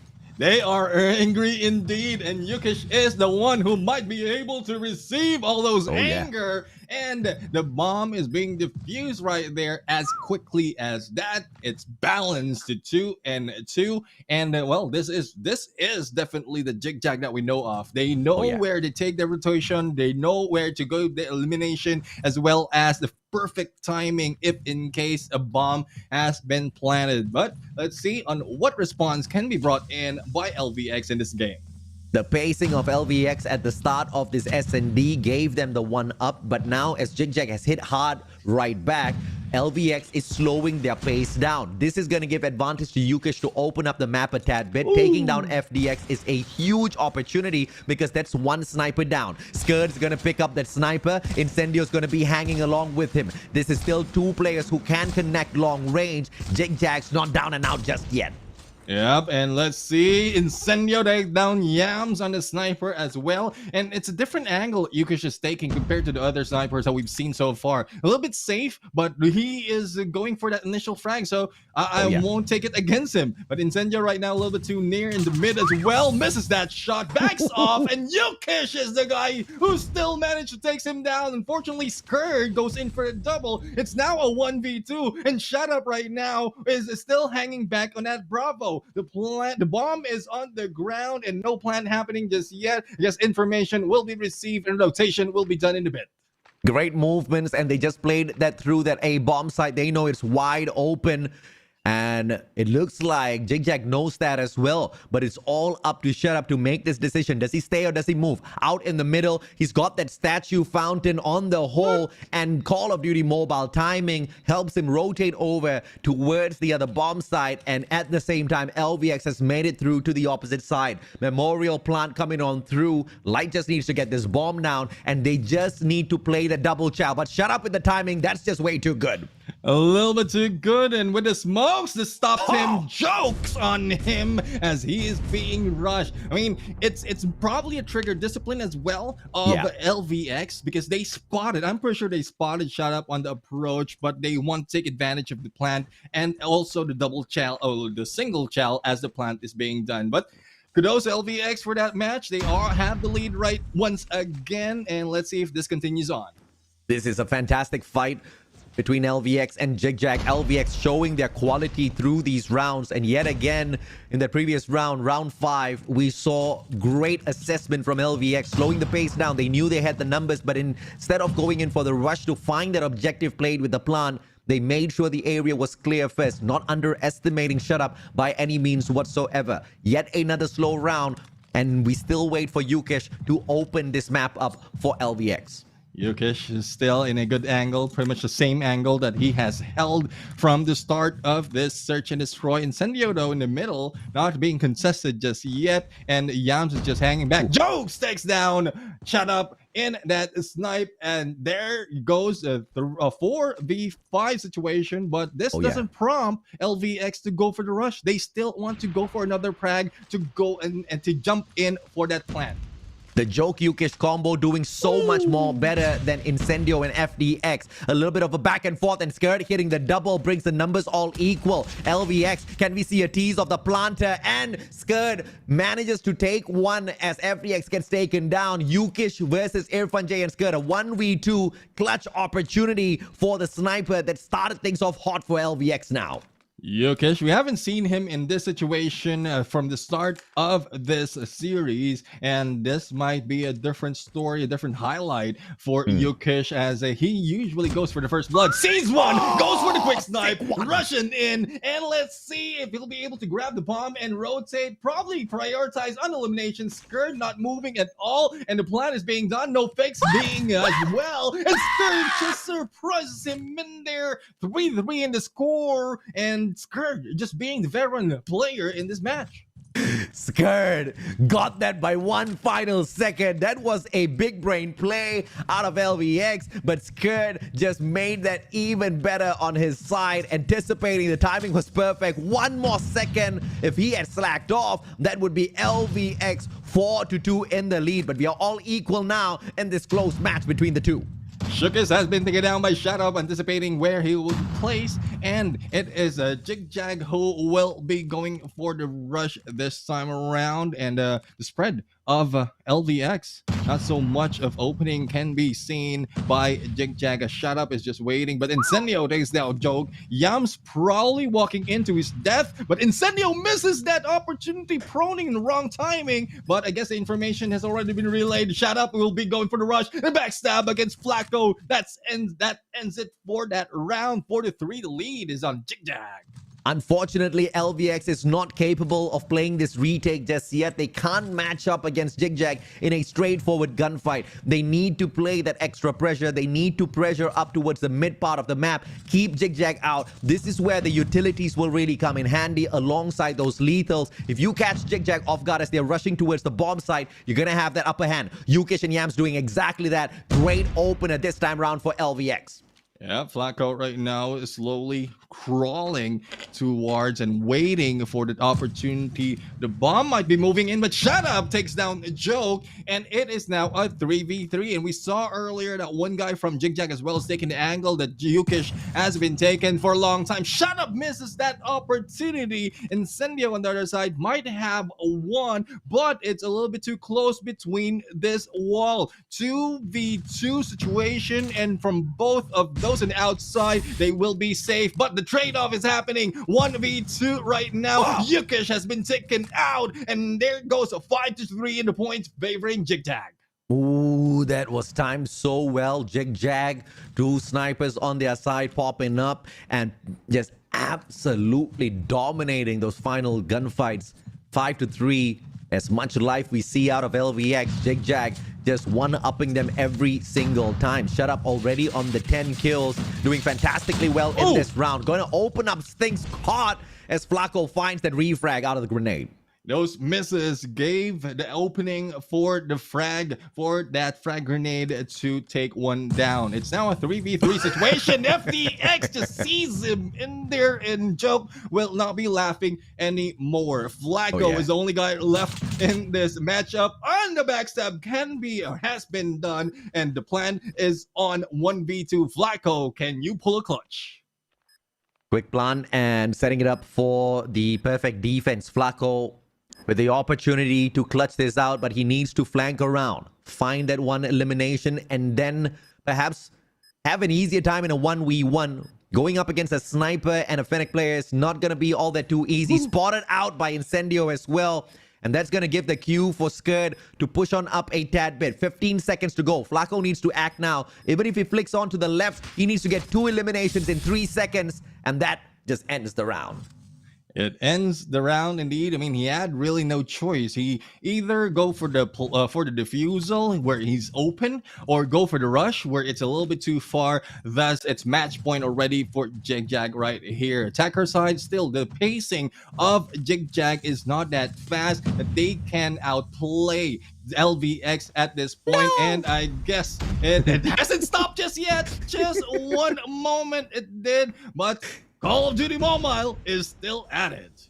Amen, bro. This is an SND, but we've got the emulator on respawn, bro. 6-3, match point on ZHIG ZHAG, but it's a 5v5. It's a great stack on the defense. LVX not spreading out too far, have got great control of the mid part of the map, but they need to play their trophy systems well here as well, because the lethals out of ZHIG ZHAG could just be the perfect opener. If that is already crossed, hopefully there's a couple of smokes to be used, but back and forth we go with the initial engagements. Joke only hitting back once. That was a sniper battle overall, and Shut Up will try to change that story, and Shut Up goes in, but Light and Flacco goes for the double as well, bringing it a 2v2, and Light has been brought to the darkness, and Senyo goes for that hunt, but Flacco will not be showing himself once again, and the plan will be done. The same situation from previous one might be happening. Timing is going to be key here for Flacco as he circles around, but Incendio is going to sneak away with Locust in hand. This is going to be an uphill task for Flacco to get it. Trophy system taken out of the equation. Incendio with the positioning might miss Flacco, but Flacco doesn't take the opportunity to slide on in. Therefore, needs to find those engagement first. 26 seconds, very doable for LVX Flacco. Flacco moves in, and Shut Up will just be waiting. No surprise right there. Time is counting down. 2 players from ZHIG ZHAG just waiting for you. All you have to do is wait for this end. And this is the end of Search and Destroy. Winner is ZHIG ZHAG. Fantastic try from LVX. Nonetheless, I think those defensive as well as attacking rounds were played decently well. Back and forth, we did see the teams go, but ZHIG ZHAG overwhelming them with those gunfights. Shut Up, of course, taking a majority of those eliminations, pretty much one-siding them. But at the start of the match, LVX only survived mainly because of their two snipers. And if that had continued to be the storyline, LVX clearly could have walked out there the victors. The slower pace gave them a one-up against ZHIG ZHAG, but Shut Up kind of roaming around, getting a massive number of wrecks. Look at that, double of what Flacco could bring out was clearly a problem to deal with. Yeah, I mean, Shut Up were mostly in crossing or behind enemy lines, and that's where he get all those elimination. But again, props to Yukish as well as Joke, because they did well in terms of sniper. They balanced it off against ZHIG ZHAG on the double snipers as well, but not so much in the points, especially with the trade-off of the attackers and defense. But 7-3, they beat the record of Savage Huntsman against ZHIG ZHAG and LVX. I would say this is still a prime LVX compared to the previous one that we've seen. I think this is much definitely a better form of LVX. I do agree with you in comparison to what we've seen thus far. This shows a lot of promise for the brand, but promise alone is not going to get them into the top 4 spots. Promise alone is not going to get them into the knockout stages. We need to see some scores on their side. That being said, they've taken 2 series wins thus far, and a total of 3 series lost, because including the slums loss now, this is the 3rd series that they've unfortunately dropped the ball at. But there's one more opportunity. If they can sneak the standoff control away from ZHIG ZHAG, at least they have that one extra map to leverage to play for the top 4 spots in Group A. Yeah, and this is the map where LVX got the win against PV SAGE. That was a 3-0 in control. But comparing it against ZHIG ZHAG, I mean, it's not just the 3-0 on standoff, but every map that they jumped in, it was a 3-0, whether it's crossroads or standoff. So that is the comparison that we have. Yeah, it might be balanced in terms of maps and numbers, but how much effort can be put in by LVX when they face off against ZHIG ZHAG and Control? Yeah, this could go one of either 2 extremes, right? The first extreme is we see ZHIG ZHAG clearly having a fun time in the group stage. They go on to the knockout stages, they meet a totally different class of teams, and they get put down underground, 6 feet under instant. The other extreme is we could be not really excited about these victories because they're not taken on top flight teams who have been in the scene for a long time in terms of dominating Garena Masters or the events of the past. And when they make it into the knockout stages, expectations might not be very high, and if they perform there as well, that extreme could get very exciting as well. Either way, the knockout stages are proving to be one that we will enjoy thoroughly, Neptune. But bringing the conversation back to this match, LVX, in order for them to take this control away, they need to start winning the gunfights. And I don't think that's going to be something they can improve after just 2 games.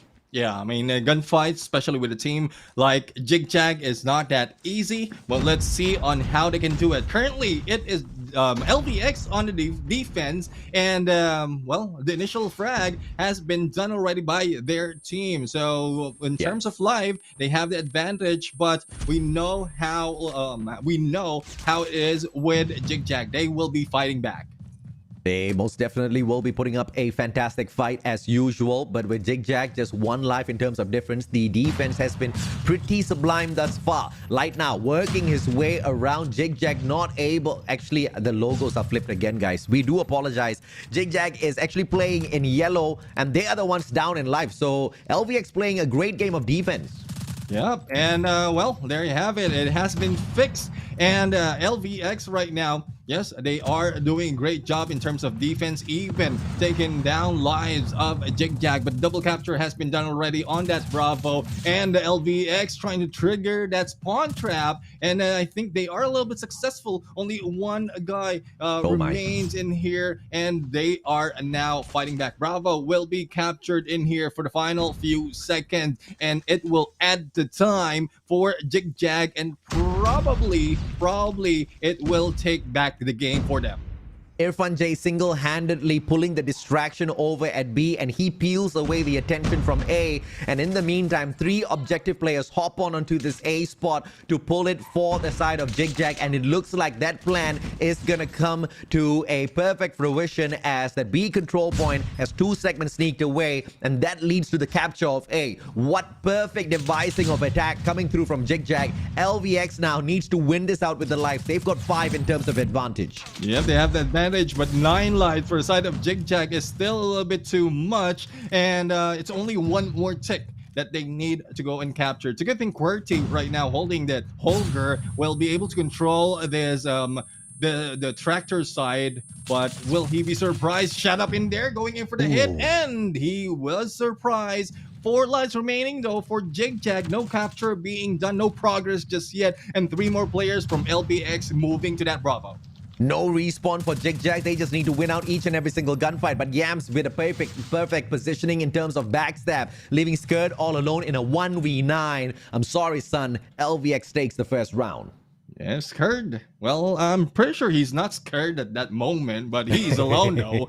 And that is one situation that you don't want to be, especially in control. I mean, you might be able to take one down, but 9 lives for the side of LVX, giving a lot of hopes for this team. But the table will be turned right now. It is a ZHIG ZHAG who is on the defense, and it's still not starting well for the yellow team as the initial frags being done. But I spoke too soon. Incendio with a war machine, not balancing anymore.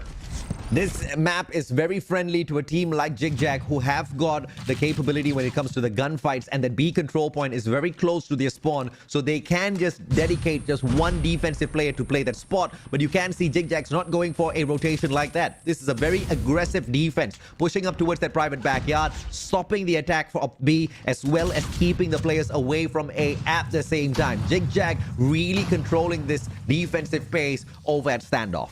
It's a good thing that LBX is also breaking out from that spawn trap that's being attempted by ZHIG ZHAG. So in terms of lives though, it's quite balanced, I would say. But let's see if the capture will be going through, as LVX already moving into the alpha, but surprise hit from above. It will be brought in by SKAD. Claw already in hand. SKAD sees one. Unfortunately, he doesn't hit it. Will this be a waste of operators? No. Goes in for one and goes in for a double, and finally being taken down. 9-14 on the lives. 20 seconds remaining, favoring ZHIG ZHAG in this game. Perfect defensive approach by ZHIG ZHAG, and it looks like their strategy has led them to a very commanding, overwhelming, in fact, victory in terms of control round. LVX did not stand a chance against them. It was just not the gunfights, it was the perfect strategizing of not focusing the defensive prowess on B, but overextending the defender towards the private backyard, basically allowing him to play the defensive spot in an open position for sure, but with the prowess on the gunfights, ZHIG ZHAG managed to make a great use of that position. Yeah, shut up right now. Moving in to Gasolines. 2 already waiting. And there goes surprise hit. And not only that, Flaco goes in. And it's just a welcoming committee coming from LVX at that point. Just come out. We're here to see you go away. Absolutely, man. And that's the kind of prowess you want to take against ZHIG ZHAG. Surprise them, overwhelm them, shock them, and then play the best game of defense. Once again, advantage to the side of LVX. If they can play this perfectly, they are going to walk away the victors at control. And it looks like they are paying more attention towards this B control point, which might just be the failing of LVX, because A is wide open. ZHIG ZHAG has got 3 players who have Hotel Yard surrounded. Yeah, let's see if that will be the case. And there goes the capture of Alpha. Only one goes in, but another one is on the backup. Yams right now not spotting anyone with the Annihilator. Finally goes in for elimination. Eliminate already on him. And there goes another flick onto the side, but FTX goes for the backstab coming from A. Double capture, double tick capture already almost done, but they need to back away. Here comes the Claw, but the Claw will not put in all those pressure as they are now on the roll. 17-14, still favoring LVX though. Very weak investment of that claw from LVX. Joke unfortunately made a joke out of that as he wastes his opportunity. Shut up popping off with the Sparrow as well, as finally ZHIG ZHAG approaching for the captures. And it looks like this A side is going to be in their hands for sure. The Pred is going to try for a double, but manages to take exactly that. Not a triple just yet. And ZHIG ZHAG with 14 lives left. A commanding round over LVX. That final moment was just FDX game. I mean, he went for the slay. He went for the score streak, and then another slay follows who finish off the team. 2-1 right now. ZHIG ZHAG is in the lead. They are still on the defense, and they've done it so well in the previous matches. Let's see if they can do it once again. LVX had a tough time on the attack earlier round because of the perfect defensive run from ZHIG ZHAG. Overextending, not holding on to the B control was the winning factor for ZHIG ZHAG earlier on, giving them a lot of dominance in the mid segment of a standoff. And it looks like they want to execute the exact same play yet again. ZHIG ZHAG this time sending Irfan J very deep into the compound of LVX. And if LVX is not careful, a spawn trap might just be beyond the horizon.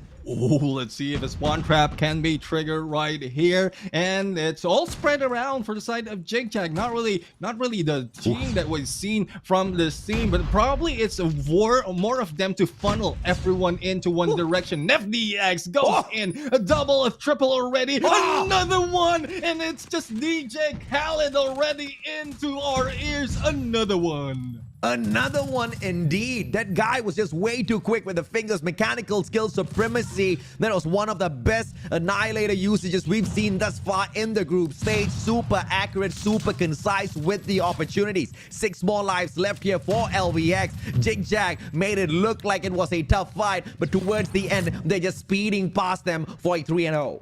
3 lives remaining, and with only 5 seconds to spare, Incendio battles it on the sniper, and Flacco goes down. Incendio for the final hit, and there goes a 3-1, making the series a 3-0. ZHIG ZHAG is still on top. Yeah, 3-0 for ZHIG ZHAG, and just like SKADI, they remain with a absolute clean sheet in the competition thus far. Not a single map given away to any teams.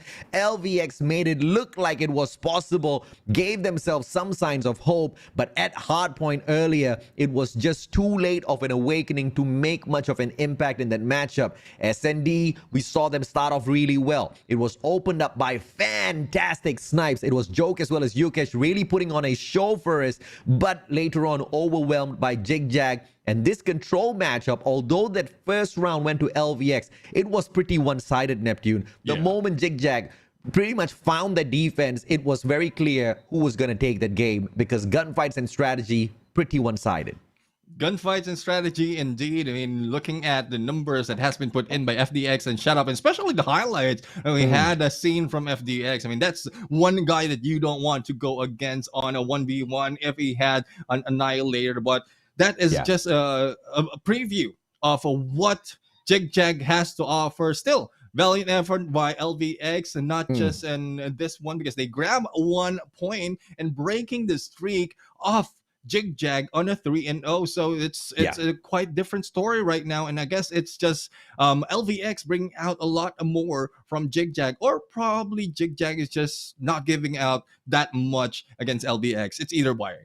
Great assessment, Neptune. I absolutely agree with you. I think these are small wins that LVX can appreciate throughout this matchup. Although they did lose the series 3-0, they did manage to show signs of life. They also managed to show a fantastic, upset as they pulled away that initial round at control, finally ruining the perfect streak that ZHIG ZHAG had on control. Every single team that ZHIG ZHAG took on thus far, like you said, they've beaten them 3-0 in control. And the moment of weakness exposed by LVX also took that round away for them. I think that is a huge win in terms of a confidence boost to show that if at all the strategizing and a little bit more of effort was put into their mechanical skills, this is a team others will start to fear not long from now.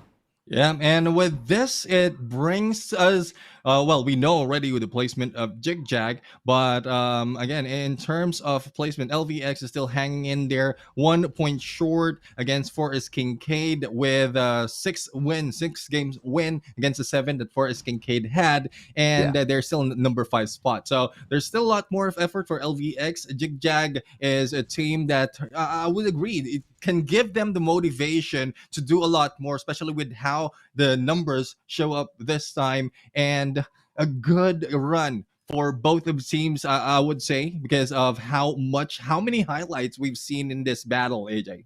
Yeah, I absolutely agree with you, man. And earlier, one of the best plays that we've seen out of an Annihilator, I believe that was FDX, and the guy was just unbelievable on the Annihilator. Not a single shot missed, and he was not just camping in one spot. He was roaming around the map, circling in and out, trying to spawn trap the players on the side of LVX single-handedly, and it was just a phenomenal play to watch. Yeah, I mean, it's the reason why it is phenomenal. It's because not everyone can do it, and I definitely can't. I'm pretty sure you can, but for me, I'm really amazed for those gameplay. First off, it's from the snipers, but that often comes up on Search and Destroy. But Annihilator gameplay in Control, that is where it really shows and pops up. But let's see who's popping up. It's shot up right now as MVP of the game, 27.33 on average kills, 1.58 on the KDA, an average score of 3,000 plus. Well-deserved MVP title for Shut Up. This guy has been on a upward trend for sure when it comes to performance. He has not dropped the ball a single time. In the S&D matchup, we surely saw him pop off at his best. And in Control, he shows up once again as the Slayers on the side of Zhig Zhag. What more can you ask for when your sniper has no issues whatsoever flexing on the ARs as well as SMG? Shut Up is just that sort of a player you can depend on any situation. 27.33 on the average kills, 26 average deaths for a 1.58 total KD average. Fantastic plays, not just from Shut Up, but overall Zhig Zhag. But I want to say LVX was impressive as well in the series. Yeah, I mean, I really like props to LVX. That's not so much team that can go against Jig Jag toe to toe from what we've seen earlier. Even especially in the Search and Destroy, there's a lot of trade-offs right there. Wherein like Jig Jag is, or that's not the usual Jig Jag that we've seen, and it starts off especially from this guy named Yukish. So, well, that's where he start off all those frags, and the rest of the team just finish it off. Jokes also is doing great. So we have LVX that has a great chance to go, but well, we're now in by the end of this game. We are now waiting for the interview to happen, and well, let's see who's going to join us this time. It is FDX. FDX, how are you doing, my buddy? I'm doing fine, sir. Neptune, what's up? All right, and well, AJ, if you have any questions, let it go. Sorry, Neb, I can't hear you on VMix, but it's okay. FDX, apologies for a little bit of a confusion here with the technical issues. Congratulations on the victory. Thus far, you guys have maintained a perfect clean sheet. But obviously, I think you will acknowledge the fact that your grouping is not super tough for a team like Zhig Zhag to overwhelm within the group stages in itself. Of course, you guys are aiming for the knockout stages. The team hasn't managed to pick up a single Garena Masters, but that was in the old version of Almighty. With the new and improved version of Zhig Zhag, where you've got extra firepower from players like you, players like SKADI, what can we expect from the squad later on in the knockout stages? Can we expect you guys to outdo teams like EZR Bookie as well as Smarter Mega? To be honest, right now, I think our team is not that really good when it comes to gunfight and everything. I think we're still developing on it. If we're today's gameplay was somehow like bad for me. So if we keep on showing that kind of gameplay, I think we're not even gonna qualify for stage 4. That So I think is a very more on improving. Yeah, we still That's have a to improve. fantastically honest answer, brother. Thank you very much for giving it up. and keeping it real, right? Yeah. You guys acknowledge that it wasn't the best. What do you think is a factor that has really been forcing a lackluster approach to these matches? Is it communication? Is it the chemistry of the new squad? What seems to be the issue here? For me, I think it's just communication and Mm. basically not every day we're having a perfect day. So I think today is just a bad day for us. Yeah. Yeah, I mean, I would agree. Not everyone has a perfect day, and Yeah. it's like in the saying in the Filipino. It's not every like. Well, I guess it's from everyone. Not every day is Christmas. So, and that explains though why the score lines are the same or as what we've seen earlier. Because we were expecting FDX. Just to be honest, if you're not watching this live stream, we're expecting that some of the games you're not putting out a lot in terms of the game style, thus the score line is different compared to the others. So it's a good thing that you were honest with us. Yeah. And like that explains a lot, but still we cannot take that against LVX. They did a great battle as well. But FDX, I guess this AJ has asked this from the other teams as well. Who among the, let's say, the top two or the Titans, Smart Omega or Easy Arbuki, who do you think you are excited to meet up on the knockoff stage? Either the two, Smart Omega or Buki. Yeah. For me personally, I think it's a hard decision, but I'll go with Smart Omega. Oh, not your ex team, bro. No, I don't know. Think Smart Omega. I'm gonna put some words in your mouth. I think because he knows what his ex team is capable of, and he also knows that with his ex team he has taken on Smart Omega. That rivalry we know stems. It kind of goes way back, but together with the team of the one and only ZHIG ZHAG, I believe FDX understands the fundamentals that's gonna be taking to defeat Smart Omega. And I think you guys do have what it takes. Smart Omega hasn't been on the perfect run of their own. West Point Mama Lokings managing to outshine them as well. But all that being said, of course, we don't want to give the fans too much of hope. I think FDX has been super honest with his take in terms of answering these questions. The team of ZHIG ZHAG is struggling a tad bit, but good luck to you guys. Hopefully you can patch up all of those miscommunication as well as errors before we get to the knockout stages. I'm looking forward to many, many more victories from your team. Thank you very much, FDX. Okay. By the way, can I have a shout out? Of course, brother. Okay. Shout out to Cisco's mom who's watching my game also. She's being supportive to me and Cisco. Yeah. Shout out to you, Tita Absolutely Stephanie. love that. Thank you. Absolutely love that. Auntie Stephanie, shout out to you for supporting these boys as well as their dreams. You are the kind of mom every single kid out there should have. Thank you very much, FDX, for your time, brother. Thank you. Good luck, and we hope to see you in the next few interviews as well. Neptune, what more can I ask for, man? A team like ZHIG ZHAG acknowledging their weakness, acknowledging that they're not playing at their best just yet. I think that really talks about who they are as human beings, who they are as pro players, but it also might strike a lot of fear into the hearts of their opponents who might be thinking this is the best already. Okay, we finally analyzed this team. This is what we can expect, but they're not even hitting their best plays just yet. They want more, and they know they can get there. That's scary.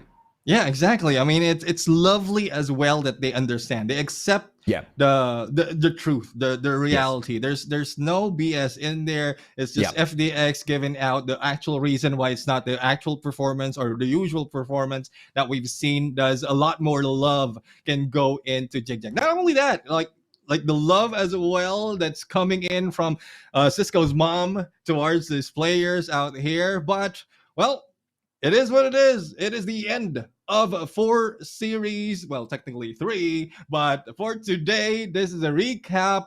3-0 donuts all the way. Starting it off with SKADI in there against PV SAGE. Force Kincaid, due to technicality, got it as well against Spender. So SAVAGE HUNTSMEN went against Forces Esports, grabbed that 3, and ZHIG ZHAG, we just saw that, take down LVX with a 3-0 as well.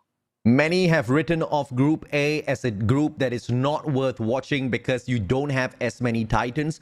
but those are the teams, those are the viewers who are missing out on a lot of crazy moments, because these are the teams of the future for sure. These are the teams who are going to be pushing the existing Titans to a whole new level. If Garena as a region wants to stand a chance against NA, against LATAM, against EU on the world stage, they need to be pushed to the very brink of what they're capable of, and it is these newcomers who are going to be able to do that. If not, you're just fighting against a bunch of amateurs thinking that you're all that, and then you get smashed over at the world stage, which we have seen happen in the past, Nep. Yeah, exactly. I mean, this is where you see firsthand how the journey begins, and well, looking forward to how it will end moving forward when those teams who are not doing well this time around, still fighting for all those wins, will be growing so much that they can replace some of the Titans right here. But, well, for the standings, Group A, it is Group A that we just ended in this day, and this is where SAVAGE HUNTSMEN really found that break that they need. We asked them for a 3-0 for them to move up to the top 4, and they delivered, followed by Forest Kincaid. We're in, again, due to technicality, but they have not been taken out because LVX didn't perform, not get 1 point against ZHIG ZHAG, because, well, ZHIG ZHAG is just one strong of a team. 15 matches played thus far by all the teams in Group A. Of course, you know, we have to take the DQs into effect as well. Yeah. But Group B reaches that stage tomorrow. 4 series that you most definitely do not want to miss. And I think I'll send out this public service announcement tomorrow that they cannot afford to miss these Group A matches as well, because you can't count out teams like LVX who are putting in so much of effort to reach the top. And these teams might just shock us later on as they qualify for the knockout stages. You don't have as many prime teams within Group A, but they are the underdogs that pretty much threaten the overall setup for the knockout stages later on. Yeah, and looking forward to those happening right now. And I guess looking forward to what's going to happen in the next day. But we are going to end it for today. I'm really happy and excited to what happened for all the matches that we've seen, AJ. Of course, really excited to have you here, casting with you right here. And I guess everyone has felt the energy from both of us today. I love what happened all throughout Group A. Group B will be happening tomorrow. So hopefully all the love will be going to that live stream as well, coming from you guys who love this game so much. But as much as we have that much heart and love for the matchup, for all this battle, we have to end the day. And, well, Neptune and AJ saying goodbye and good night to you. Have a good night's rest.